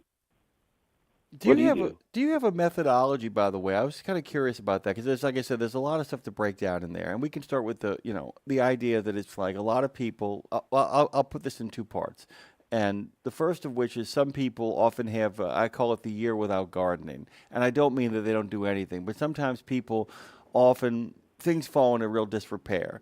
They don't treat the winter the way they should. They don't do any maintenance out there. They let things kind of slip and slide away to a point where it's not done. The garden isn't dead, but the garden has done some real damage to it by kind of letting things slide. Life gets stressful. Life gets ahead of people. They make mistakes, and that happens. So I was kind of curious. Part one of the question is, how do you go back and do a reset of the garden, a kind of basic, kind of clean reset? And then before you get to that, of course, you talk about the idea of the tools. Do you take the time to do inventory occasionally and see what needs to be replaced? The idea that there are things that, often we can replace stuff by saying, okay, this baby is worn down. But since I'm looking at this particular thing and it's worn down, maybe I should lay my stuff out and check to see if there's anything else that is probably better to get the replacement now than wait another 6 months to a year. Do you have any kind of process of what I would call turning the computer back on and back off and then back on again, if that makes sense? Yeah, that makes good sense. Yeah. I mean, I like the idea of laying out all the tools on the yard and taking inventory of what you got. And I admit I don't think I've ever done that, although it's a great idea. As I'm thinking through the tools that I own, I kind of have a mental inventory. My tools, I generally don't have to replace tools very often because, I heard, I don't remember this guy that used to be on HGTV. I can't remember his name, Paul something, but he used to say a cheap tool is an expensive tool. And so we kind of took that to heart. And so we've always just invested in the highest quality tools that we can get. And as a result, I mean, I've got a shovel that I've had for 20 years, and I can tell you that it's going to be good 100 years from now. I know that for sure. And that's this way with most of my tools. So I generally don't have to replace things. And I recommend that for most people. If you're replacing your shovel every year, it's $20 per year to replace that shovel. Well, within 5 years, you spent $100. So spend $100 today and get you the best shovel that money can buy. That's my recommendation on tools. But in terms of rebooting the garden, turn it off and turn it back on. This has got to be true of most people. It depends on what kind of gardening you're doing. Some people garden just in their landscape out front of their house or in the back, and some people till up a big rectangular vegetable garden in the backyard. Some people, just use containers. Some people have raised beds. So, there's all these different scenarios, and there's different challenges with each different kind of gardening. But one thing that happens, especially here in the South, you'll get weeds. And weeds, you think wintertime is the time of dormancy, but no. We get weeds in the winter as well. I know that you've got them down in New Orleans. We sure do have them here in Texas. We're in North Texas here, North Fort Worth area.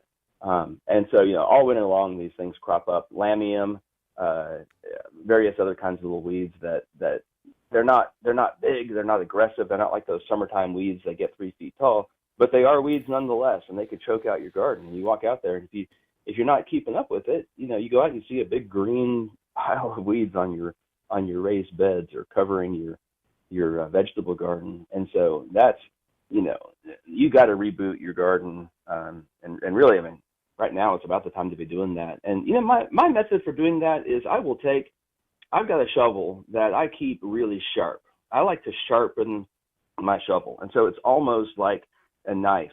And what I will do is I'll take this shovel, I'll go out to my garden, and I'll lay the shovel flat, like parallel with the surface of the soil. And then just under the surface, I'll run that shovel through the weeds, and it just cuts them right at the root level. And then I flip the weed over. And so then now the roots are kind of facing up, and, I just leave it right there on the garden bed, just where I pulled it off. And it kills the weeds, but also then those weeds kind of, decay in place. And so that feeds the garden. And then, come back a few weeks later and just kind of do what's called double digging, where you just kind of use your shovel and you just kind of dig and then push it over and dig and push it over. It's kind of like manually plowing your little garden there.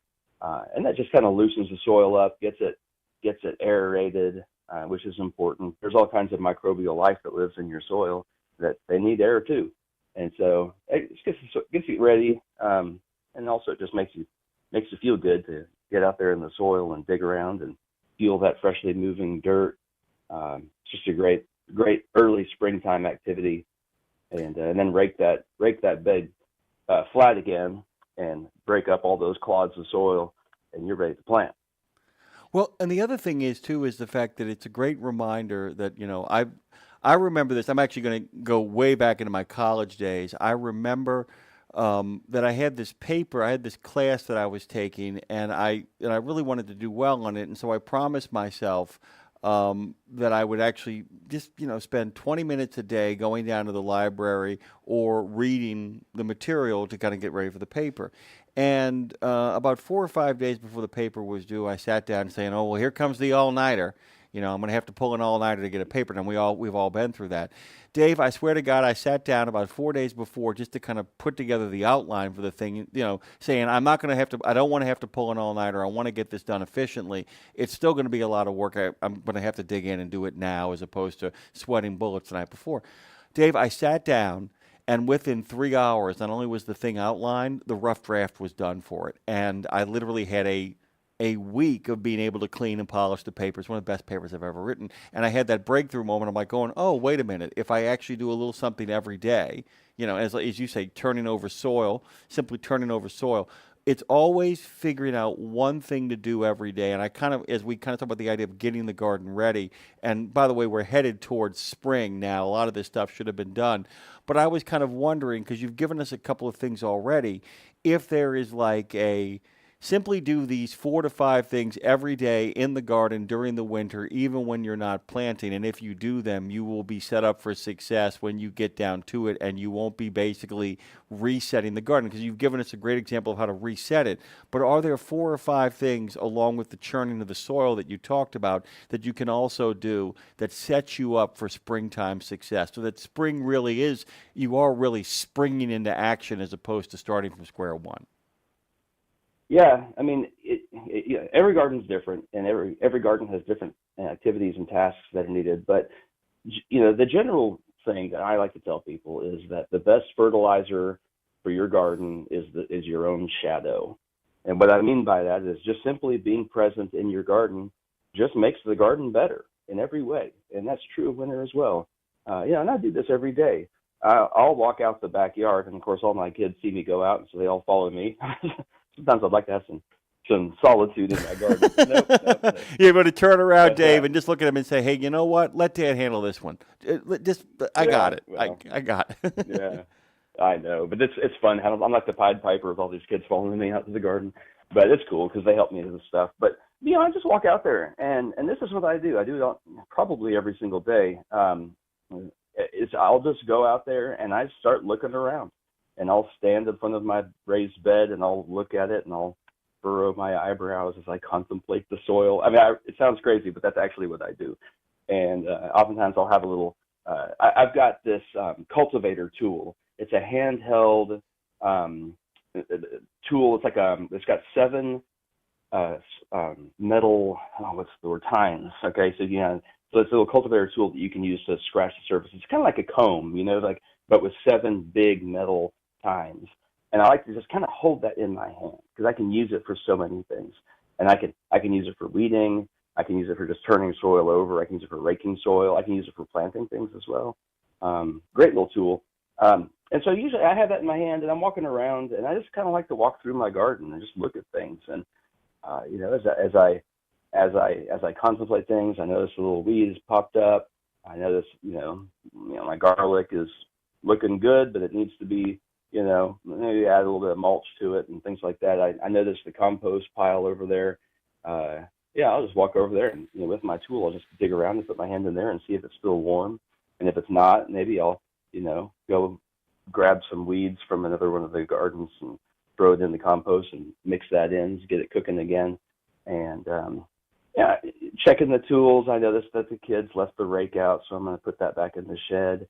While I'm in the shed, you kind of get the idea what I'm talking about here. You don't want to just leave the garden out there to fend for itself all winter long. No, you need to be out there. You need to be enjoying it. I mean, that's why we garden, after all, isn't it? Well, we do it because we enjoy it. I want to be philosophical here for a second because you bring up a really great point that a lot of people don't understand. If the point of the garden is the enjoyment of the garden, not just the eating of what you might be growing, if in fact you're growing produce and vegetables and all the kind of great stuff that kind of grows in the garden, if you're not taking the time to contemplate, if you don't have a wee touch of Thoreau in you, if there isn't a bit of Walden to you, then you might be doing it wrong. I mean, there's got to be a sense of taking pride in it, finding places in it that you can call your own, really kind of enjoying the ecosystem that you've created. Because if you're not doing that, then what are you doing, right? I mean, there's got to be a point to it is to exist inside of it. Your own shadow, we go back to that. If your own shadow is not part of the shade,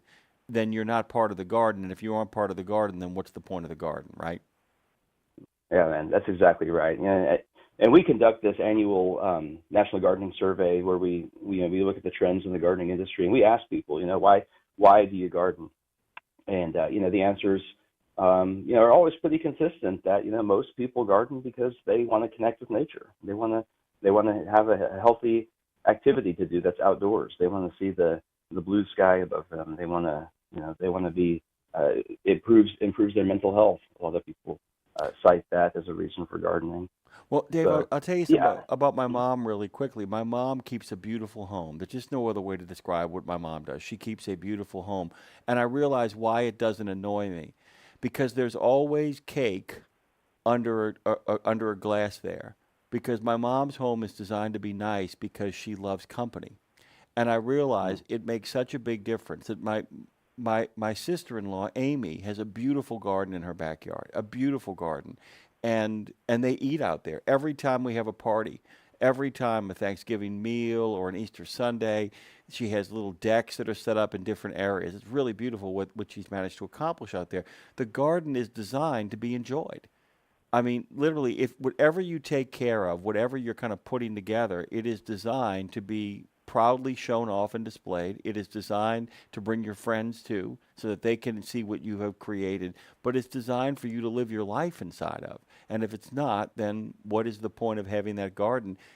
I mean, it doesn't make any sense without that. Without the human factor is what makes the garden really beautiful because it is seen and it is experienced, and equally it's felt. I'm sorry, I'm getting a little poetic waxy here with Dave Weidinger, who I haven't had a chance to talk to in quite some time. Dave, I do want to shift gears here really quickly because a lot of people are terrific. They do a great job. They do everything you say. One of the things is that a lot of people often do the same thing year after year, and at some point they realize, I want to change the colors. I want to redesign my garden a little bit. Do you have strategies for heading into spring if people want to plant produce they've never planted before, flowers they've never had before, build something they've never built before? How long does it take to get ready to do something new in the garden? Yeah, that's a good question. And you're right, man. A lot of people do that. It's year after year they grow the same tomato. Here in the South, most people grow Celebrity. Mm-hmm. That's a tomato that's very very popular. It's a hybrid. It's pretty much bulletproof. It's resistant to every disease there is. Again, it's called Celebrity, and if you're listening, and if you want to grow a tomato and you don't know which one, Celebrity is probably going to be a bulletproof answer for you. But if you're going to your local big box store and you're buying whatever they've got, you're going to get the same stuff that everybody in the whole country is getting. There's just that default set of vegetables that seems to be the only thing that's ever offered at Home Depot or Lowe's or Walmart. And man, that can get so boring I could just cry. The reality is, tomatoes, right? Take tomatoes, for example. That's the most popular vegetable grown in the United States, although tomatoes are not vegetables, but we call them vegetables. But did you know that there's like 7,000 varieties of tomatoes? And so there's a huge variety. I only know that, Dave. I only know that because of who I'm married to. I did not know that until I married Claire. But yeah, it's unbelievable how people don't realize the options and possibilities and the experimentation that, along with being showcases, they're also laboratories. Gardens are wonderful labs, aren't they? Yeah, totally. And I breed tomatoes myself because it's just fun. I just do it on the side. But I want to tell you that there's a lot of different varieties that people should be growing. There's a project called the Dwarf Tomato Project where they've bred about 140 now of different new varieties of dwarf tomatoes that are bred to be the fruit is beautiful and good tasting. Not as disease resistant as the hybrids. These are open pollinated, which means that you can save the seeds and grow them year after year. And so Victory Seed Company is the one who introduces all of those dwarf tomatoes, and they're amazing varieties. And they're smaller, so they're 3 or 4 feet tall instead of 7 or 8 feet tall, right? So a lot of these dwarf tomatoes, you can just stake it with one of those green stakes that you can buy at the garden center, and that's plenty enough to keep them upright. You don't have to get these huge cages for these. And you still get the good sized fruit. So, and I'll also mention that there's these. I've gotten into these lately. They're called micro tomatoes, and there's also micro peppers. These are really, really small plants. Like some of them are like 6 inches tall. 6 inches. A tomato plant, only half a foot tall at its final maturity, and they are so fun to grow. And you grow them in little containers.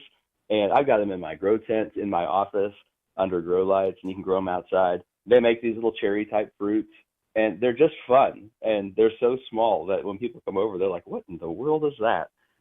And there's every kind that you could imagine in terms of colors, and shapes and things. So get online and go to some of these online seed stores. Quit buying your seeds at Home Depot. You're not really saving money by buying them locally like that. But go to specialty seed shops online and just explore what's out there. It's thousands of varieties to play with. So, Dave, hold on 1 second. I got a phone call coming in. I want to see if they want to talk about gardens here. Dave Weidinger joins us. An old friend, not an old friend, a young friend, but has been a friend for a long time. Jeff, you're on the air. You calling to talk about gardening or just to say goodbye to Road Gang Radio? Talk about gardening, and I'm going to say goodbye on Friday like it should be. Fantastic. Because I'm not ready to let go yet. Hey, Bandit, what's happening? What's going on, man? I'm not going to drag everyone down with what I've got going on back at home, but as far as the gardening goes, as many of the callers know, live on an ancestral farm that's been my wife's family since 1858, and we grow all of the fruits and vegetables we use. And my wife actually cans everything. Oh, that's fantastic. So That's right up we've got Dave's alley. fresh stuff all year long. That's up Dave's alley. Dave, do you do any canning over on your farm? I know you do a lot of stuff over there. Do you guys do canning? Well, I don't. My wife does. So we've got hundreds and hundreds and hundreds of jars, and she's always putting stuff up. Yeah, of every kind, just like your wife. The only canning I do is salsa. I like to make salsa. Oh, fantastic. But yeah, she's putting everything up. So we got the same kind of wife, it sounds like. Bandit, what do you guys can? And I'll drop you. And I'll make mention, by the way. I'll actually send out the prayers. We'll send out the prayers at the top of the next hour. But what do you guys can over there, Bandit?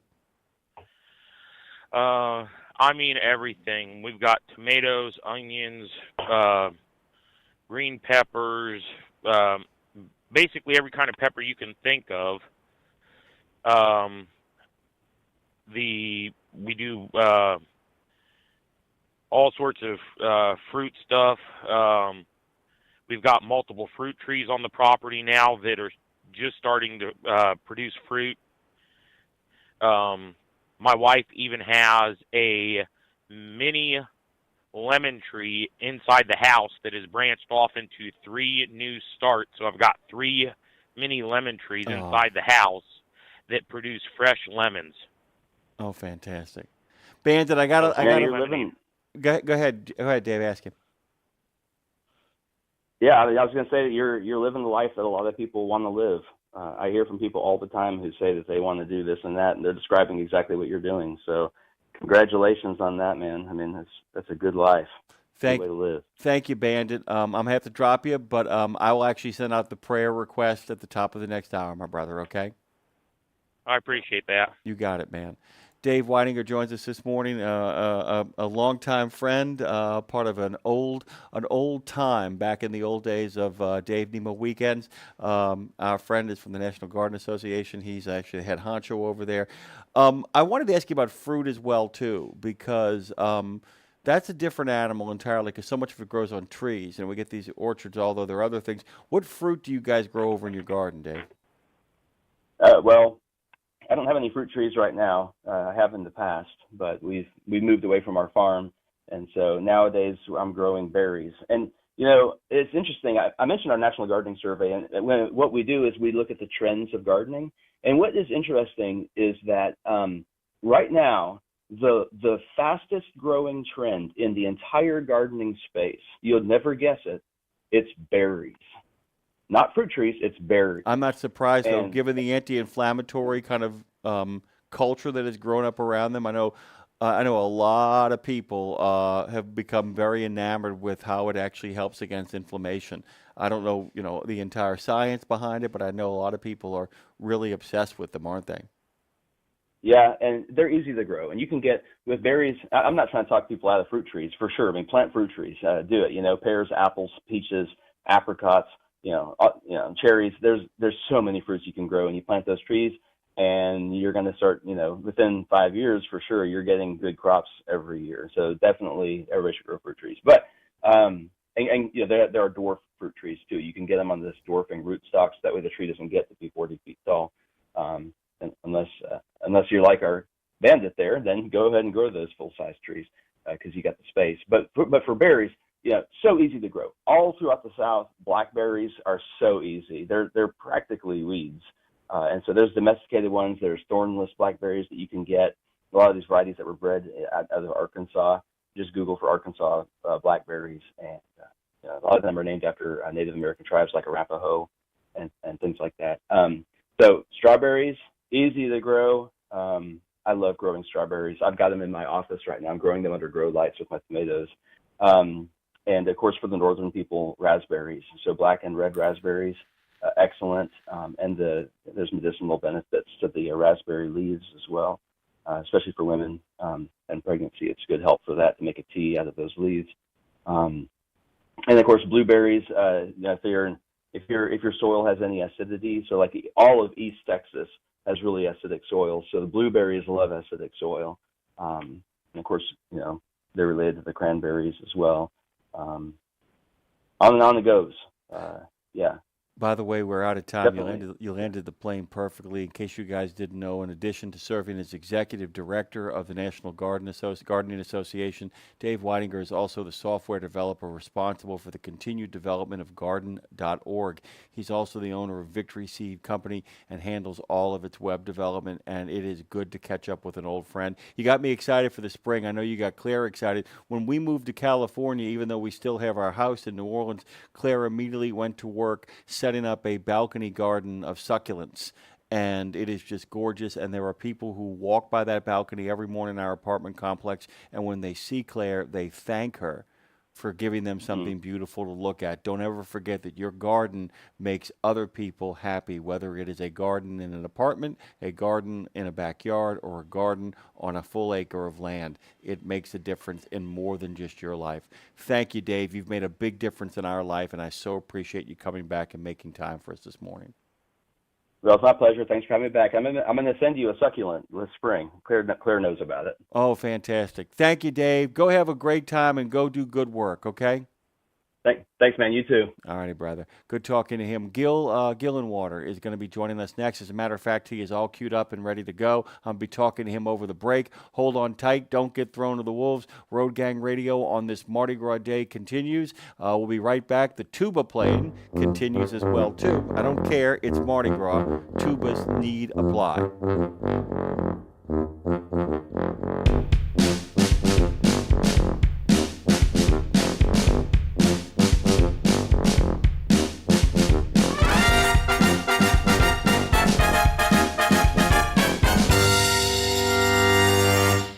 Seventeen Sapp Brothers Travel Centers are known for great food, hospitality, and mom-approved showers and restrooms. But don't forget the service centers. Sapp Brothers ASE certified technicians can repair nearly any issue in shop or roadside, including axle repair. Dig into your free steak dinner with your oil change. That's a Sapp Brothers tradition to thank you for your business. Tires? Sapp Brothers will beat any competitor's advertised price on tires. And download the Sapp Brothers app for exclusive promotions in the shop, restaurant, and store. Your spot under the coffee pot is waiting for you at Sapp Brothers.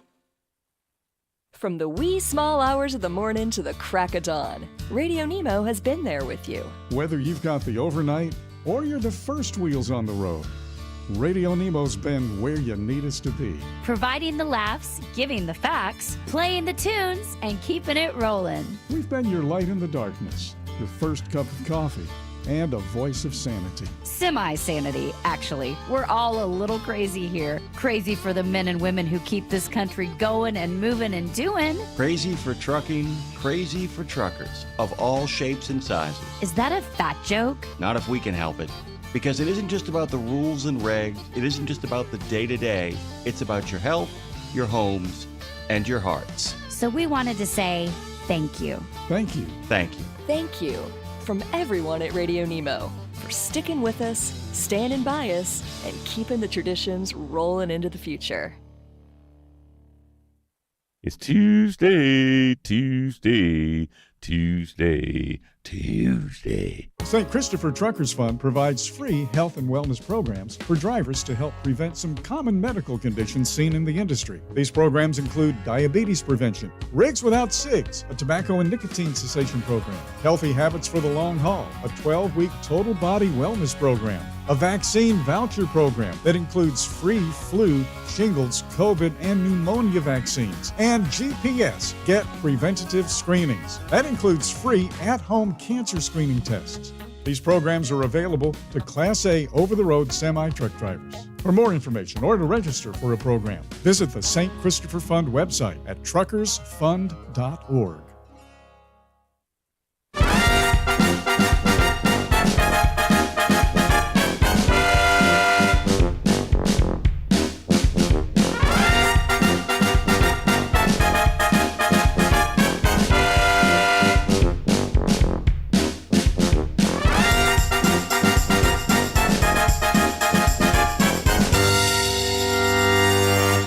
This gentleman who's joining us this morning here on Road Gang Radio has reimagined border philanthropy since 1987. For nearly 4 decades, Gil Gillenwater has worked hands-on with the U.S.-Mexico border, building programs that empower communities through reciprocal giving and shared dignity. His book, Hope on the Border, is a deep dive into the history and mission of Rancho Feliz, which in 2025 alone saw 750 volunteers distribute food, build homes, and sponsor scholarships for residents of the border community of Agua Prieta, Mexico. But it represents only one chapter in the story of this amazing man who joins us this morning. And by the way, did this in 82 without an established trail to follow, decided that he would make his own path, his own hike, and his own world. And we are thrilled to welcome him this morning. Hey, Gil, welcome to Road Gang Radio. How you doing, man?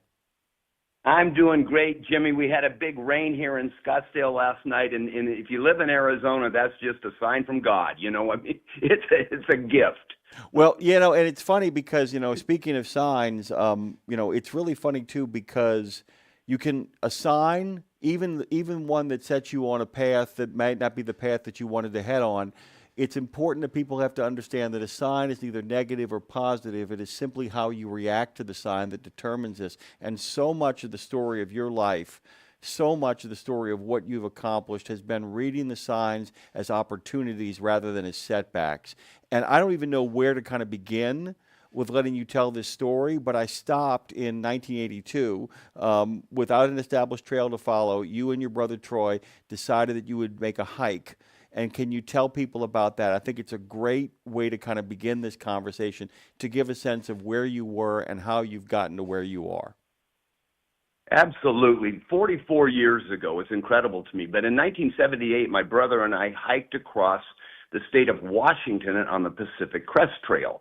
And we came back to Arizona and we said, well, gosh, could we do that in Arizona? And we started checking it out and we thought, well, we are going to do it. The only problem, Jimmy, in Arizona, there's just no water. And so we bought 2 mules. We knew nothing about mules. Let me tell you, there's a lot to know if you want to do that successful. And we started on the Mexican border, southeast quarter of Arizona, and we hiked for 2.5 months. And finally, through the Grand Canyon, ended up at the Utah border in Fredonia. And then shortly thereafter, the Arizona Trail Association was formed, and they took our route. So we literally trailblazed or pioneered what is today the Arizona Trail, which is traveled by thousands of people. So a documentary was produced. The big premiere is going to be on Thursday. We sold out 850 seats to watch it, and it's just an exciting time for my brother and I. Yeah, I can't even imagine, because one of the things that you guys do is, I don't want to say you're making this up as you go along, because that is not fair, in the sense that, you know, you made it up as you went along for a while, and then what you learned on that first kind of improvisation sets a course or a pattern that you then are able to kind of tweak and play with over the course of your life. I hope I'm making sense here, Gil, because in going through all this remarkable material, the video stories you have, this beautiful book, by the way, Hope on the Border, all of this stuff suggests to me that sometimes we find our way through things and we make discoveries, and then we say, okay, let me take inventory of what I've just done, so that when I try something different, I'm improvising in new ways, but I'm taking the wisdom of what I've learned before and kind of bringing it forward. Does that make sense to you? You're spot on, Jimmy. You're absolutely spot on. And fortunately, having been in the business on the border for 44 years, you know, we found out what worked and what didn't work, and that's why I think our approach is more realistic to the charitable experience. It's more exciting. It involves more people, because we appeal to the evolutionary greed and base self-interest of our current human condition. This idea that charity is a sacrifice, give me a break. I don't know where that came from, whether it was Jesus hanging on the cross or what. But that's about as far from the truth as you can get. And our message is that you want to open your life up. You want to bring coincidence and serendipity and wonderful people. You know, jerks don't volunteer, so it's a great vetting program. But we have hit upon a recipe or a formula for helping the world but we change it. We say you can help yourself by helping the world. We call it enlightened self-interest, and it's much more appealing than sitting around thinking about sacrifice, which is grounded in lack. Well, and by the way, enlightened self-interest is a term down here in New Orleans as well. And one of my other favorite things is I had a friend of mine one time, you'll love this, Gil, a friend of mine who was running for office got his hands on an issue. And he says sometimes the right thing and good politics turn out to be the same thing. He said you should not look that gift horse in the mouth when it arrives, is that sometimes doing the absolutely right thing can be not only enlightened, but it can actually help you as well in very practical and applicable ways. And one of the things that you guys do is look for those opportunities.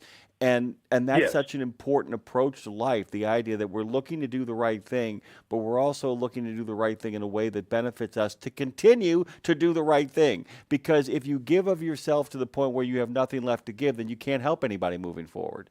I mean, that's the truth of the matter, right? Exactly right. I Yes. wanted to talk to you about this as well because, like I said, it's the problem in talking to somebody like Gil is not that there's not enough to talk about, is that there's a glut of information here as well. Because one of the things that you guys did in your initial journeys is that in many ways you resemble sort of the last campaign of Robert Kennedy when he runs for president in 67 and 68. What he does is rather than simply saying, here are the problems, let me go solve them, he says, let me go look and see if I can see what the problems are, and then begin to ask the people who are suffering through them what they need to kind of make the step forward and try to figure out the most practical way.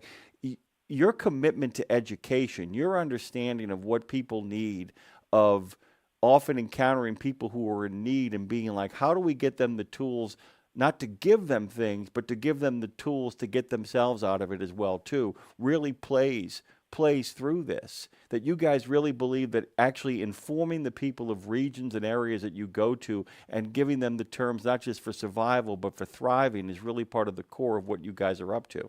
Is that fair? That's fair. That's a fair observation. I mean, two things. Bottom line is it has to be fun. I think we're on this earth to have a good time. We need to find out what truly makes us happy. I have found that service to others is the only thing that you can really count on. But what to your statement, finding solutions where everybody wins. How about this? You create opportunities, not welfare. Welfare is misguided compassion. We avoid it like the plague. Welfare disempowers people, turns them into beggars. What we do, we believe in reciprocal giving, but our contention is you want to solve the border problem. The border problem isn't on the border. The border problem is with crooked governments who can't provide their people with the opportunity to make a decent living so they can take care of themselves and their children. You know, you step across the border here in Arizona, you go from about $16 to $18 an hour minimum wage into $14 a day for a full-time factory job. That wealth inequity is unlivable. Of course they're going to want to come in. I'd be the first jump in the wall. But what we do is we provide opportunity for people to live and raise their families with dignity in their home country. Believe me, they don't want to leave their traditions. They don't want to leave their food, their families, and cross over into a society like ours, a culture. They call it the golden cage. Yeah, you've got all these things, but they're in a cage because at any moment they could get drug out of their car and shipped back. So by providing opportunity in Mexico, we give our volunteers purpose, meaning. They go home feeling they've left the world in a better place. And by the way, the Mexican gets a house or they get an education. We have one of our young men who was born in a dirt-floored shack that now works in Berlin for Rolls-Royce, if you can even imagine that. I mean, the possibilities are unlimited. But my contention is everybody wins. RanchoFeliz.com, by the way, is where you should go. And I just want to kind of give a perspective on this for folks in here. Since 2024, through 2024, according to the book, 3,700 scholarships, over 20 million pieces of recyclable plastic trash collected. You've assembled and distributed more than 64,000 bags of food, 6,584 graduation certificates. You have coordinated over 27,000 volunteer visits. And so much of this is kind of built foundationally on the walks, on walking and getting and kind of moving among the people. And we go back to those original walks to kind of talk about this, because everything begins with on the ground, firsthand observation of the world around you. Can you talk about, the idea of this commitment to moving and this commitment to greeting and commitment to talking and the commitment to listening? By the way, I don't know if you guys have noticed, but Gil has done a really good job for somebody being interviewed of listening to me. So can you talk about how people can develop their listening and observational skills to make a difference in the world the way that you have and the way Rancho Feliz has? Absolutely. First of all, we have to realize you can build all the walls and borders. What's a border? It's a mental construct. It doesn't even really exist. And borders change. There's 80 similar walls throughout the world controlling immigration. So we didn't invent this practice. But when we do our food distributions, we get out in the community like what you're talking about. You hand a bag of food to that person. I call it the enchanted instant, because they look you in the eye, you look them in the eye, and you realize your shared humanity. You realize the only difference between me and this person is luck. Luck. I happen to be born in the land of opportunity. And boy, oh boy, we need not take that for granted. I've traveled all over the world. In America, there's a reason everybody's trying to get here. We need to protect that, what made that great. And my contention is, once you realize that person, they've got hopes, they've got dreams, they've got feelings of accomplishment. Can I tell you a quick story, Jimmy? Please. We helped the Tarahumara Indians down in the Barranca de Cobre. They're the long-distance runners, and I befriended a runner named Felipe. They're very shy, timid people, but they run 100 miles in tire-soled sandals, incredible people. And I was in Phoenix, and I saw this really cool knife, and I said, Felipe would love this. So the next time I went down to Copper Canyon, I found him, and I was all excited to give it to him, and I gave it to him, and he looked at it, and he opened the blades, and I went off to do something. I came back, he was gone, but my knife was on the tree, the tree stump where he was sitting. And shoot, Felipe forgot his knife. So I grabbed it, and I went running after him. Hey, Felipe. And there was this other older Tarahumara named Gregorio, and he had tapped me on the shoulder. Hey, Mr. Gill, in our culture, you did a very bad thing. And I said, what are you talking about? I gave the man a gift. And he said, yes, but you didn't tell him you were going to give him. You didn't warn him, and he had nothing to give you back. And boy, that hit me between the eyes. So what I did, I was the benevolent giver. I was the gringo, and look what I'm doing for you.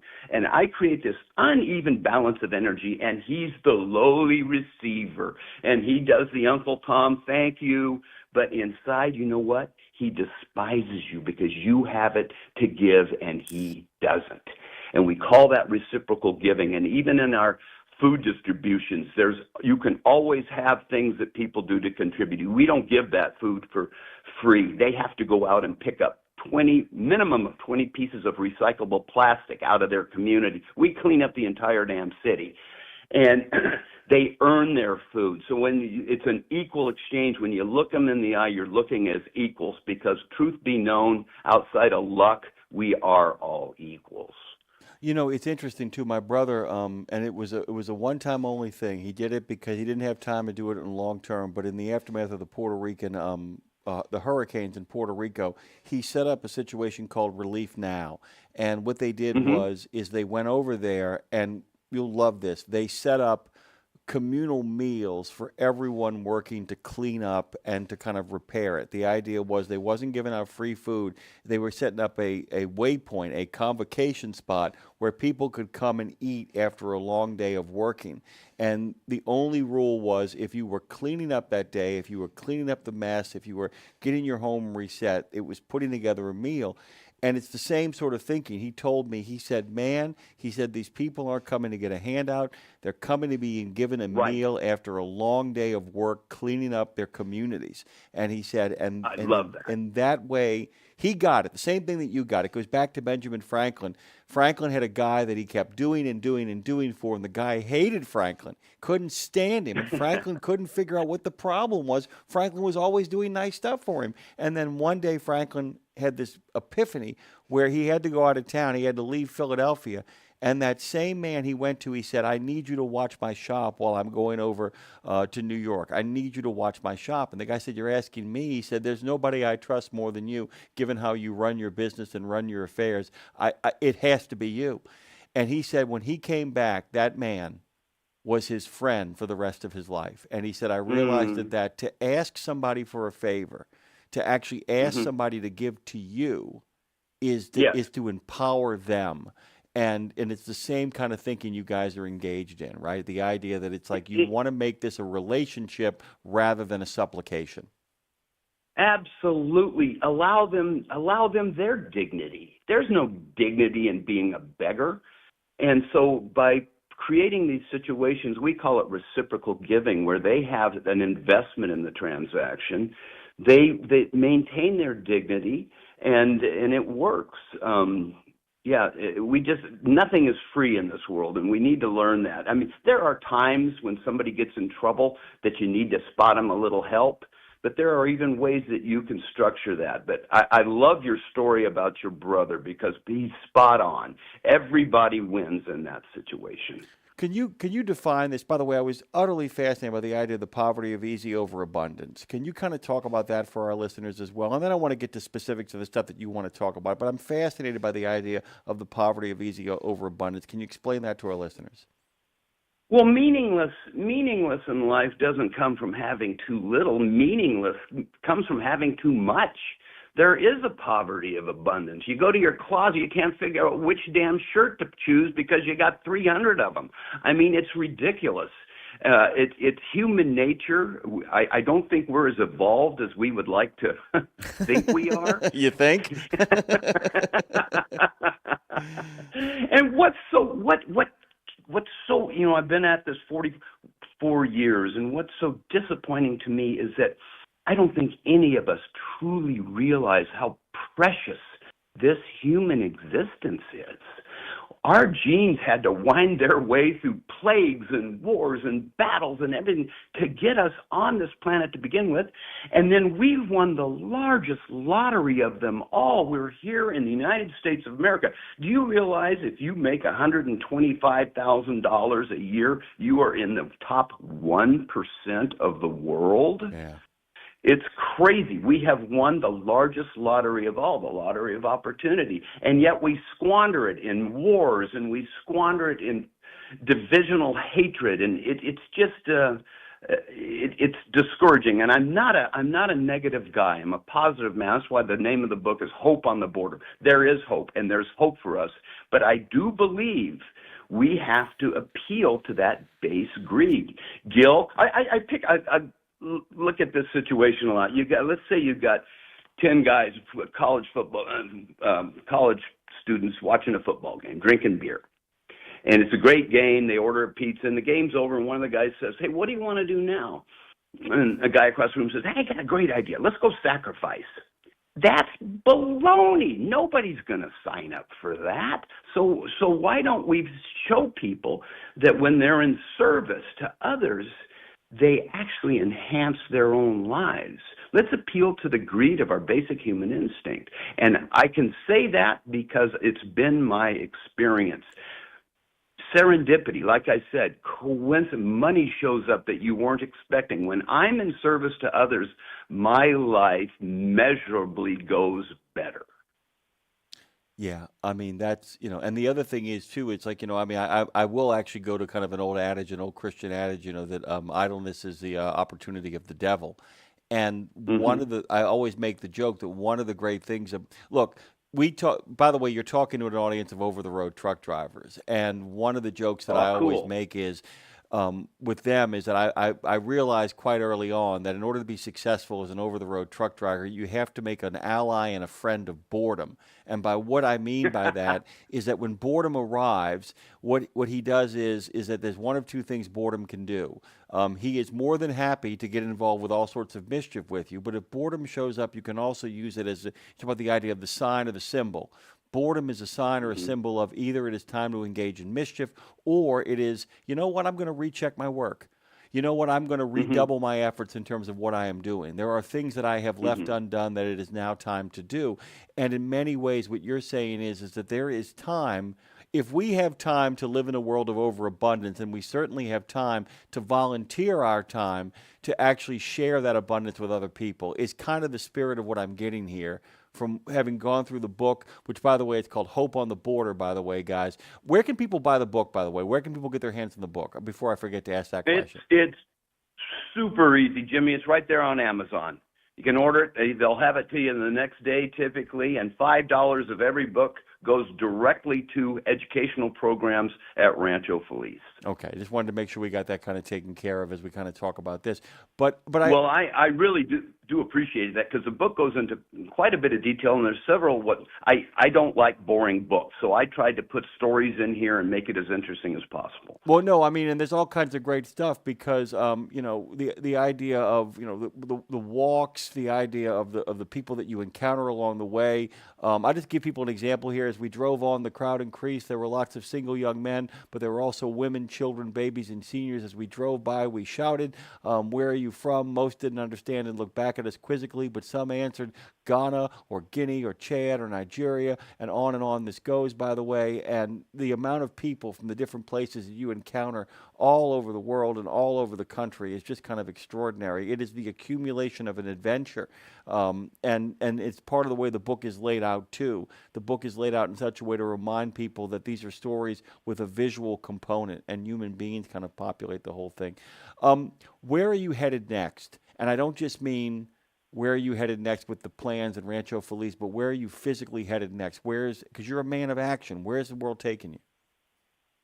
Well, we have a program called Halcones, and we hike the borders down on the southern border in these different areas of the migrant trails, of the people that get funneled. They fenced off the easy routes, and it kind of forces people out into these horrendous deserts, and they come from jungled areas, and they have no idea what they're getting into. And in the last 20 years, they've found 13,000 sets of human remains. They believe they only find 1 out of 5, so that means like 65,000 people have died on American soil trying to get a better life.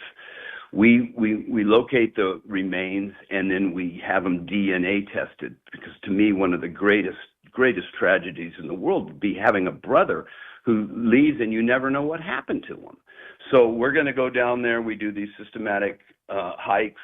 Fortunately, there's not much of that going on right now. I can report that our border is secure. I was there in 2023 when they were pouring through by the thousands, 9,000 a day. I saw it. I photographed it. It makes no sense to me.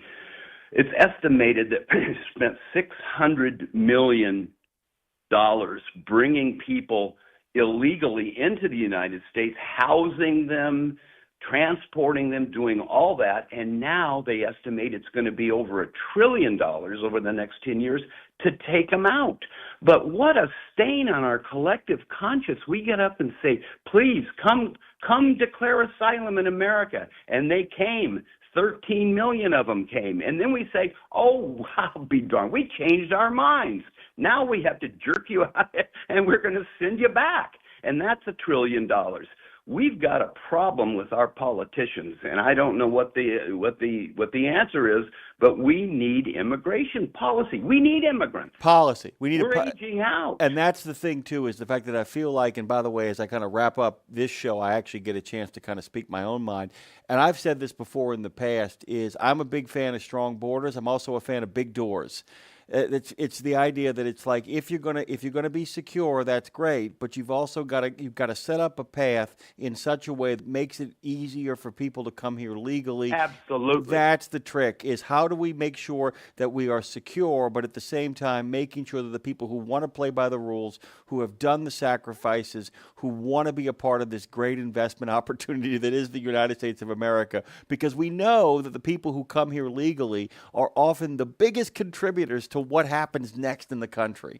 And I'm just Isn't that the truth? It's just it's exciting, and like I said, when we say we want the best, it doesn't just mean some doctor in Bangladesh who's looking to make a lot of money at Johns Hopkins. We also want somebody who actually has the kind of grit and wherewithal to raise amazing children who become the entrepreneurs who invent the next best thing, or maybe even a generation after that. Gil, we're out of time. Absolutely. Gil, we're out of time. Darn it. I got to tell you, thank you so much for making the time. I call it muscular volunteerism. Guys, go to Rancho Feliz, RanchoFeliz.com. Find out about Gillenwater, sorry, I'll get that right eventually.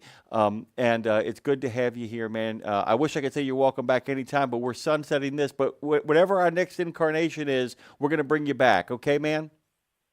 Jimmy, come visit us at the border. You have an open invitation. My friend, I really appreciate that. I'm going to hang up on you only because I'm a solo act right now, running this by myself. But like I said, you are welcome anytime. Thank you, sir. Thank you. All right. Bye-bye.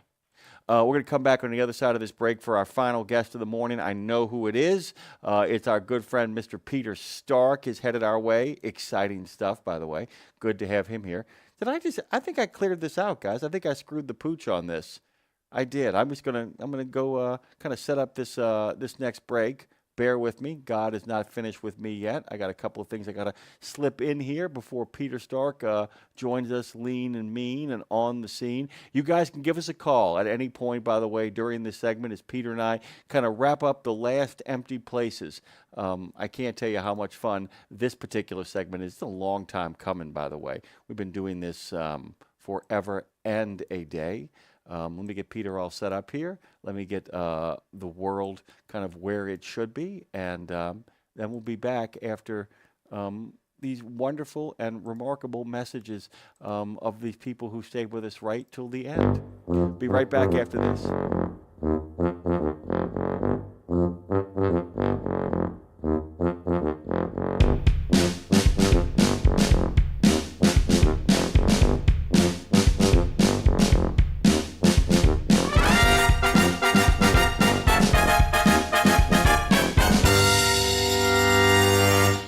Check out the new over-the-top lineup at participating Country Pride and Iron Skillet restaurants. 3 gigantic sandwiches loaded with flavor. Try the chicken parm stack, the big country combo, or the ultimate smash melt. The ultimate smash melt. 2 delicious smash burger patties, surrounded by 2 grilled cheese sandwiches. 2 sandwiches in 1. Visit your favorite Country Pride or Iron Skillet restaurant and come hungry. Available for dine-in only at participating Country Pride and Iron Skillet restaurants inside TA or Petro Travel Centers. It's Tuesday, Tuesday, Tuesday, Tuesday. Exceptional value and exceptional values. That's Bennett Trucking. A core commitment of faith, family, and freedom has driven Bennett to being the leading provider of innovative, integrated transportation solutions, both at home and abroad. Bennett's values are not just compatible with providing high-paying jobs and unmatched customer service. They're inseparable. If you're looking for an employer or a partner who believes the best business model is being a model citizen, then Bennett Trucking is the place for you. Go to BennettIG.com and find the folks who share your values.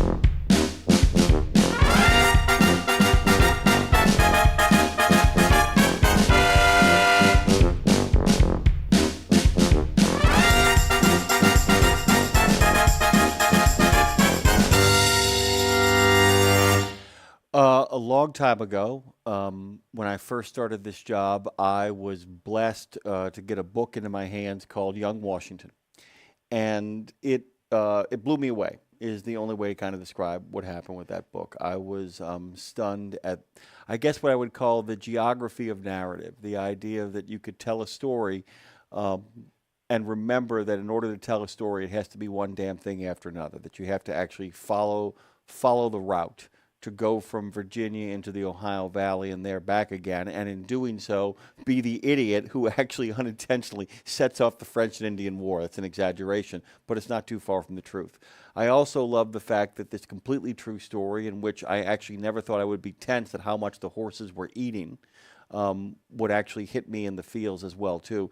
And the author of that book came on the show, and I interviewed him, where we learned the story of how Bruce Wayne goes off and finds his way to the League of Shadows and then comes back to Gotham as Batman. A hero's origin story, a hero's journey, Joseph Campbell's Hero of a Thousand Faces, and the character in the middle of it all was George Washington. The author of that book, Peter Stark, I instantly hit it off with him, asked Claire if I could get a hold of some of his other books based on his website, read The Last Empty Places, read Last Breath, and read a whole bunch of other stuff by him, and immediately wanted to get him on in a regular segment. Peter Stark joins us from Montana this morning. He is one of the longest contributing guests since I have been here, has been a friend to all of you out there. Welcome to the last edition of The Last Empty Places, at least in this form and fashion and format, but more to come. Peter Stark, welcome to the fourth last show of Road Gang Radio and the fourth last show of RadioNemo of North America, but hopefully the beginning of something wonderful after that. Happy Mardi Gras to you, my friend. Welcome back.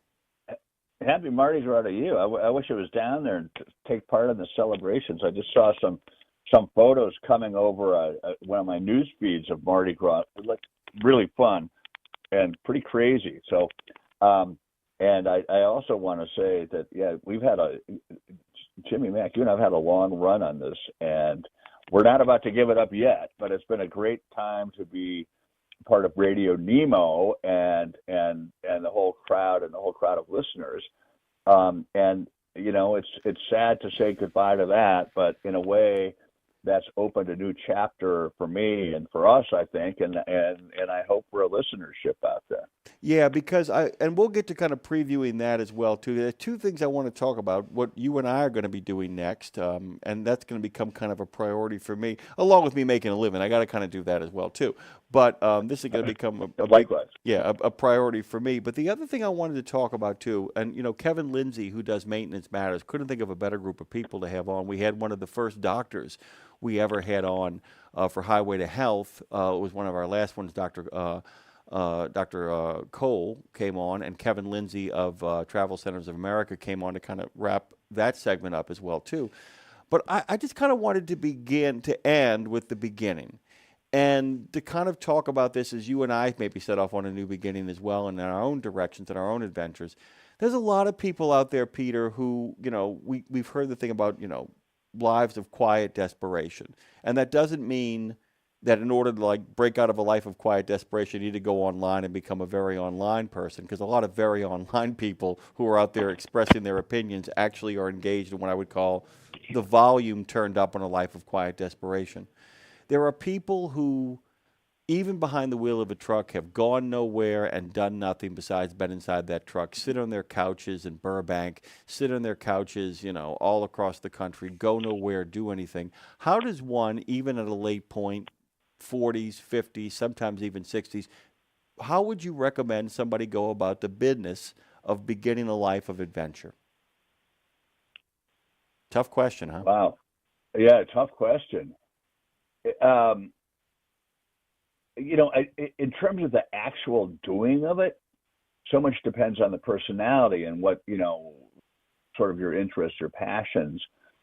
But I think there's sort of a emotional and psychological mindset, no matter who you are, that's necessary for a life of adventure at whatever age. If you're in your 20s, 30s, 40s, 50s, 60s, 70s, 80s, on and on. And that is, we'll put it this way, in the American society, European society, a lot of society around the world, that life is pretty bounded by certainty, like physical certainty. Most people, not everyone, will have enough to eat, and most people, not everyone, will have a shelter, and most people are going to survive, not everyone, and some people are sick, and there are all sorts of tragedies and deaths and accidents and murders and everything else. But generally speaking, that the odds of that happening to most people are not all that high. Right. And as a result, I think partly we live in very well-worn paths in our lives as Americans, and this can pertain to other parts of the world too. We tend to live in very well-worn paths, and it's very easy to become uncomfortable if you step outside that path. Because when you step outside that well-worn path, you are, in a way, giving up control. You are giving up your knowledge of what's coming next. The well-worn path, you know exactly what's coming next. You're prepared for it. When you step out of that groove, the well-worn path, and there is no path, or you're forking off somewhere, you have to psychologically and emotionally be prepared for uncertainty. And I think that's the single biggest thing about having an adventure. You have to be prepared for uncertainty. And it's not that hard. It's not that big a deal. And the uncertainty, it's not like you have to, try to row a rowboat across the Pacific Ocean to find uncertainty. You can find it in your own neighborhood in some ways. But it's a way of putting yourself in an unfamiliar situation willingly, and a way of I'm trying to think of the right kind of verb I'm thinking for this. A way of almost relaxing and improvising in that moment. A lot of it is about improvising in that moment. And I've been, after spending 2 years writing this Coronado book, I've just been clearing the many piles of papers in my office accumulated over the last several years. And among them, I found, I think it was a birthday card from my children. And it was one of the most touching things they'd ever said to me. And, they thanked me for being a fun dad, and they thanked me for being, I don't have the phrase right here, but for being so kind of adept at improvising in the wilderness and in regular life. And that was really touching. And I think that kind of gets to the heart of what it is to seek adventure or be an adventurer. I wanted to kind of add a specific thing, because after the show today, and people are pouring by this building right now. In case, and Peter, you have a sense of where I'm in. I'm in the 7th Ward, which is not too far. It's in between City Park and the French Quarter. And, of course, as you know, right next to the French Quarter is where the entire Mardi Gras freak show, and I call it that with nothing but joy in my heart, is happening. And I was talking about this earlier on the show. A couple of weeks ago, what ended up happening was my the fan belt broke on my car, and the belt wasn't the problem. It was something else had gone wrong that required more work, which meant I didn't have my car for about 4 or 5 days. And I remember thinking to myself, well, what the hell am I going to do? And then I kind of thought about the fact that, I got very, very lucky. The weather was accommodating. And I realized that while it was a long walk, it was a full hour walk, I could actually walk from the Degas house all the way back to the lakefront in New Orleans, because while it was a long walk, I know that's a long way. Yeah, while it's a long walk, it's a safe walk. I mean, it didn't take me through any place that was sketchy. It took me up Esplanade Avenue, through City Park, to the other side, into possibly the safest neighborhood inside the city of New Orleans properly. So I was very, very fortunate that way. But I remember deciding to make the walk and being like, you know what? This is what has happened. I could get a bunch of Ubers and pay a lot of money, or I could put my backpack on and just take a walk and stop occasionally and maybe see some stuff I hadn't seen before or revisit places I'd been to. And I started doing that for the course of the week, and because of all the routes available to me, I never took the same way home twice. I was always looking for a different sort of neighborhood to walk through, a different part of the park to walk through, different ways to kind of go about doing that.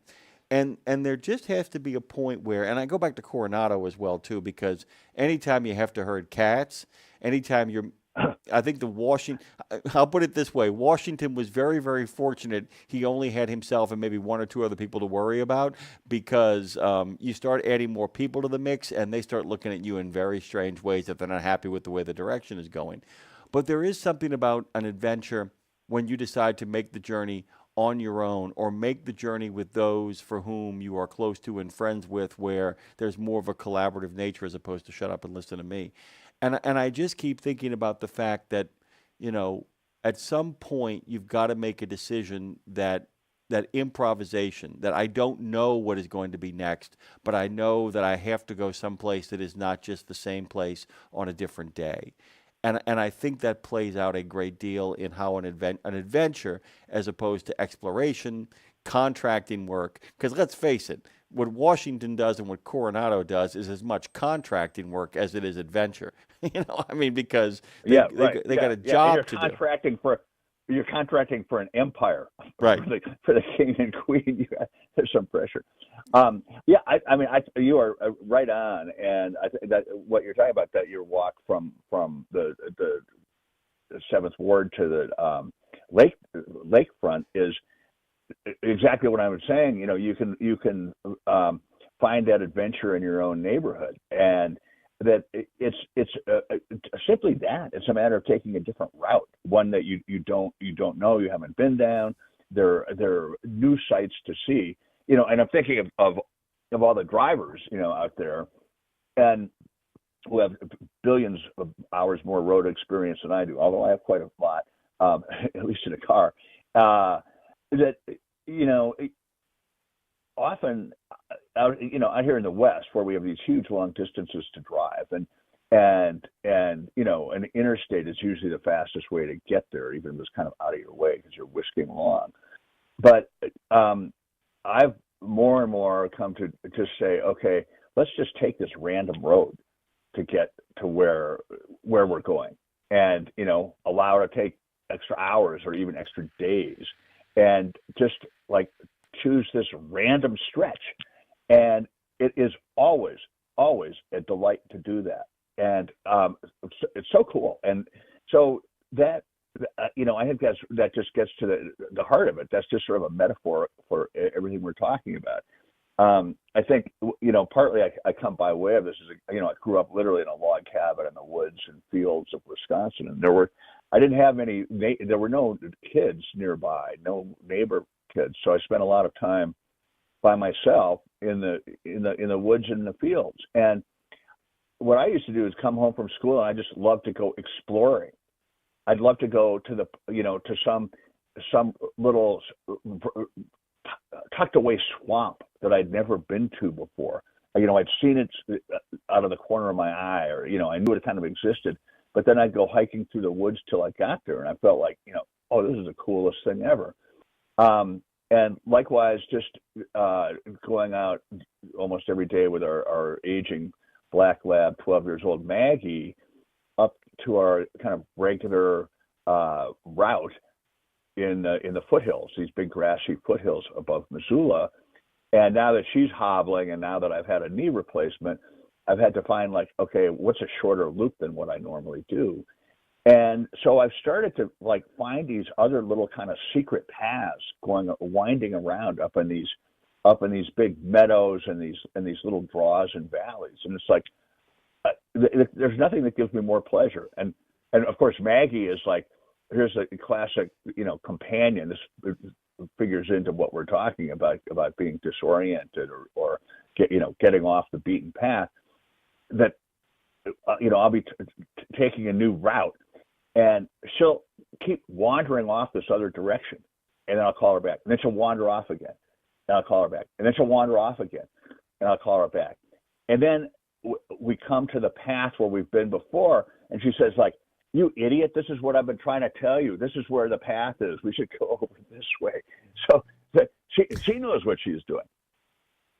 I think about that all the time. The idea that it's like, we wandered out to places, and then we figure out where the marker is that grounds us, and we go a little further. And I kept thinking as you were telling that story about the idea, we've talked about this on the show too. I don't know if you and I have gotten a chance to talk about this, but we've done weekend shows on childhood. And that childhood has a series of boundaries. When you're a little kid, you have a very different childhood. I grew up urban.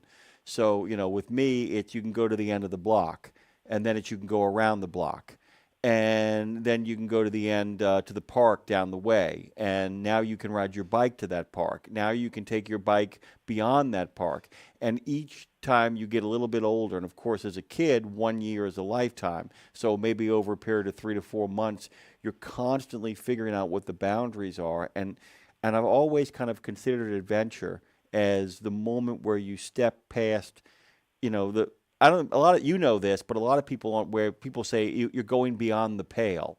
And a lot of people don't know what that means. And of course, what it means, of course, is the pale is in Ireland. The idea that you're going beyond the place where there be giants here, beyond the pale. Oh, I didn't realize that. Yeah, beyond the pale is the Palisades. Is that you went past those and you were on the frontier. You were in the territory, and so you would hear people be like, of course it comes to mean, what going beyond the pale means is going beyond, what is considered acceptable behavior. But the truth of the matter is, it really is simply, it's simply a matter of taking a step beyond. It describes actions or ideas considered unacceptable, but that's not where it's from. It's a boundary or a fence. Oh yeah, I see what you're saying. Yeah, people say that's the thing that comes to mind when you say beyond the pale. It's like that's unacceptable, rude, whatever it is. It's like excessive. Whereas in fact, it's leaving a safe and known zone into something that's uncertain. Yeah, I mean, and by the way, just to give people a sense of the etymology of it, and I know this from my Latin training, it's paleus or palus, which of course, P-A-L-U-S, which of course means a stake, a fence, a boundary, and it defined the area that was under control, the English Pale in Ireland. I got that right. I just looked it up again. So the English Pale in Ireland, making everything outside unsafe, uncivilized, or lawless.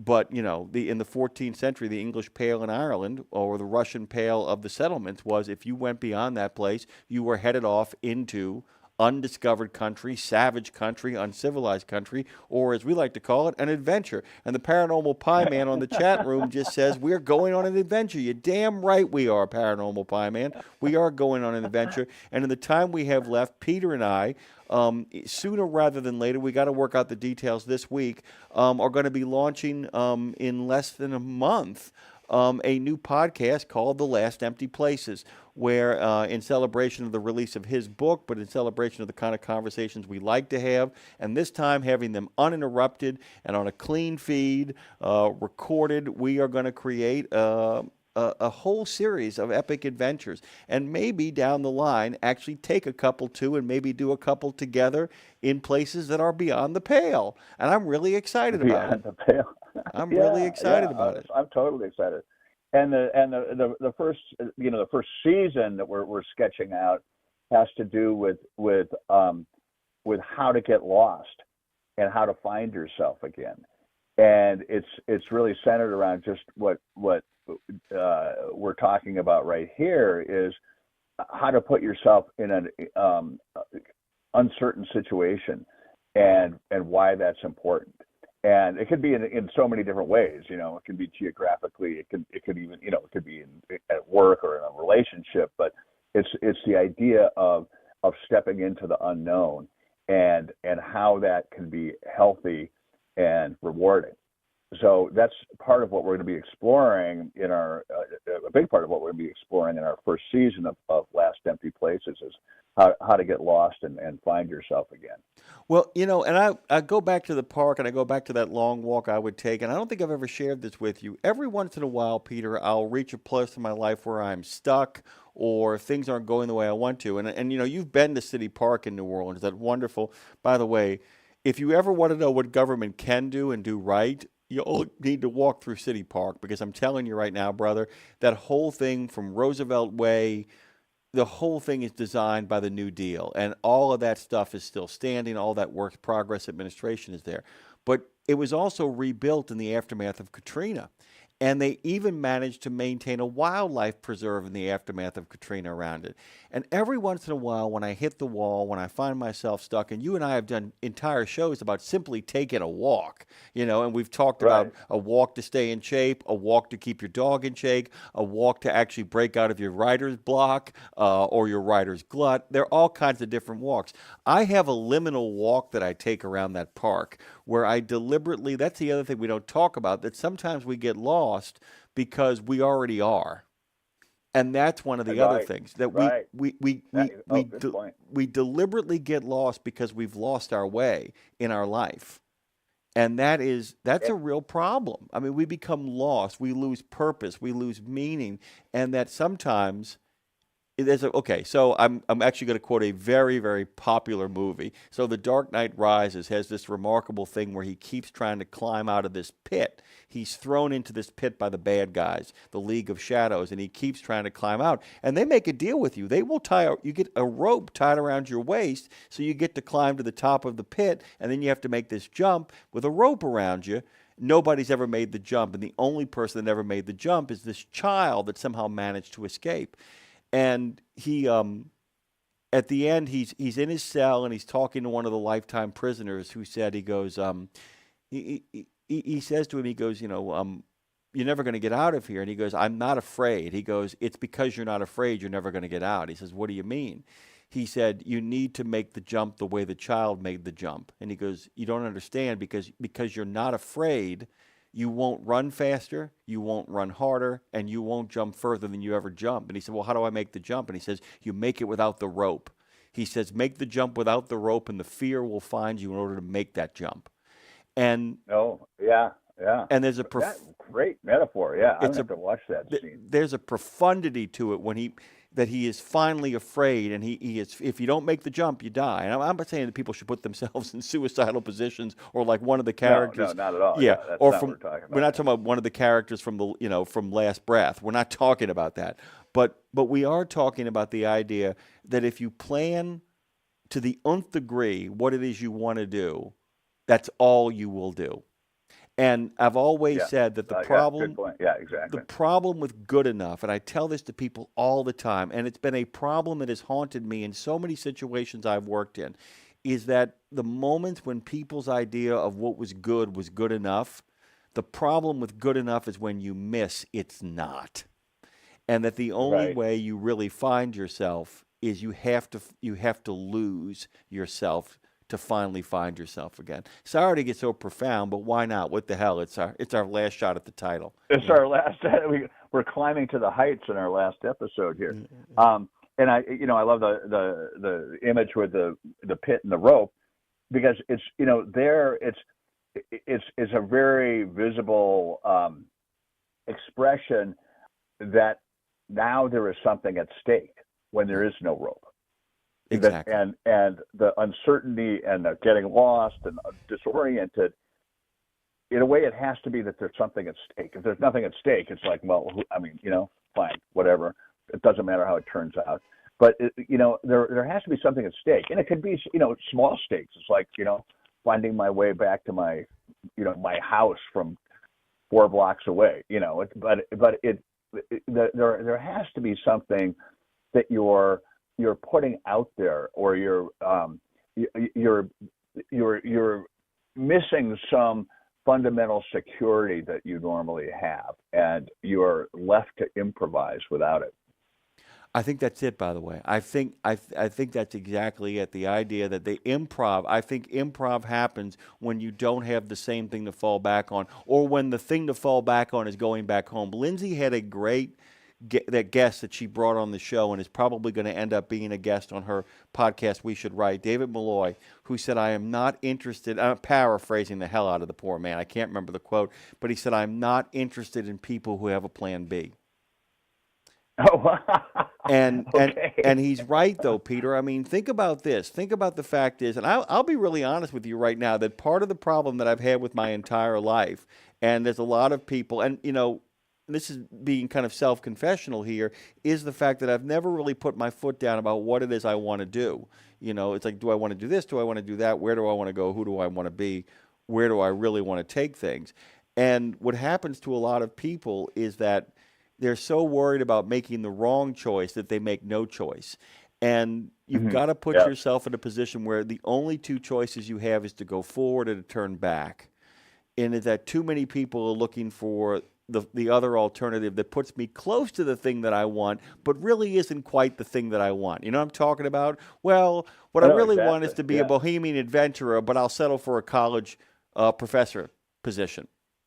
As opposed. Well, I mean, I went through that myself in my 20s. It took me, I don't know, most of my 20s to decide to really plunge into going into writing or journalism full time. And our family had a family business back in Wisconsin, and I could have had this sort of safe, secure, relatively well-paid life, and and this other alternative was like really scary. What's going to happen? And I didn't really know anybody who'd just gone that route, but I finally, after a lot of brooding about it and going to the Himalayas and a lot of other things, I finally said, okay, I'm going to go for it. And it ended up being really difficult, but also really rewarding. Yeah, and that's the other thing too, is the fact that at some point, and that's the other thing too, and one of the things we'll probably talk about, we got a whole series of shows planned, a lot of conversation, but one thing we got a lot more to talk about. But one of the things I'm obsessed with too is that, you are as good as your collaborators, you're as good as your associates, and one of the things that you often have to really kind of guard against is, I hate to say this, but part of going on an adventure is you want to take on as little responsibility for anybody outside of yourself. Now, when you're going on an adventure, you have to take complete responsibility for yourself. You are responsible for yourself. The danger that happens, and part of the tragedy of a lot of the stories that we've covered, Donner comes to mind, as well as many wagon trains, is a lot of those people were responsible for other people's adventure. You can't, when you're hauling a wagon train across the country, Peter, you are responsible for your wife and children. You know what I'm saying? But there is something about going on an adventure on your own that makes it very, not easy, but makes it simple, because at the end of the day, it's only you that are actually having to be responsible for that adventure, which also goes to choices. So I couldn't have picked a better person to engage in this next adventure in, because I know that you have been responsible for yourself on many occasions, and I have been lost in many a city. So promise me that when we end up in the wilderness, you'll show me the way out, and I promise you, if we end up in some literal nightmare neighborhood where, where there are guns and lawyers and money, that I'll get you out of this. How about that? Okay. All right. Okay. That's blood brotherhood here. That's it, brother. That's it. That's the end of this, by the way. I got to play some music. I got to let you go. Hold on tight, Peter. Matter of fact, just hang on up. I'll call you immediately after the show as I get ready to head into Mardi Gras. But thank you so much. I can't thank you enough. There's a lot of thank yous over in the chat. Really appreciate you guys. Peter Stark has been with me since basically the beginning of my experience on the air. And, brother, I love you, and there's nothing you can do about it.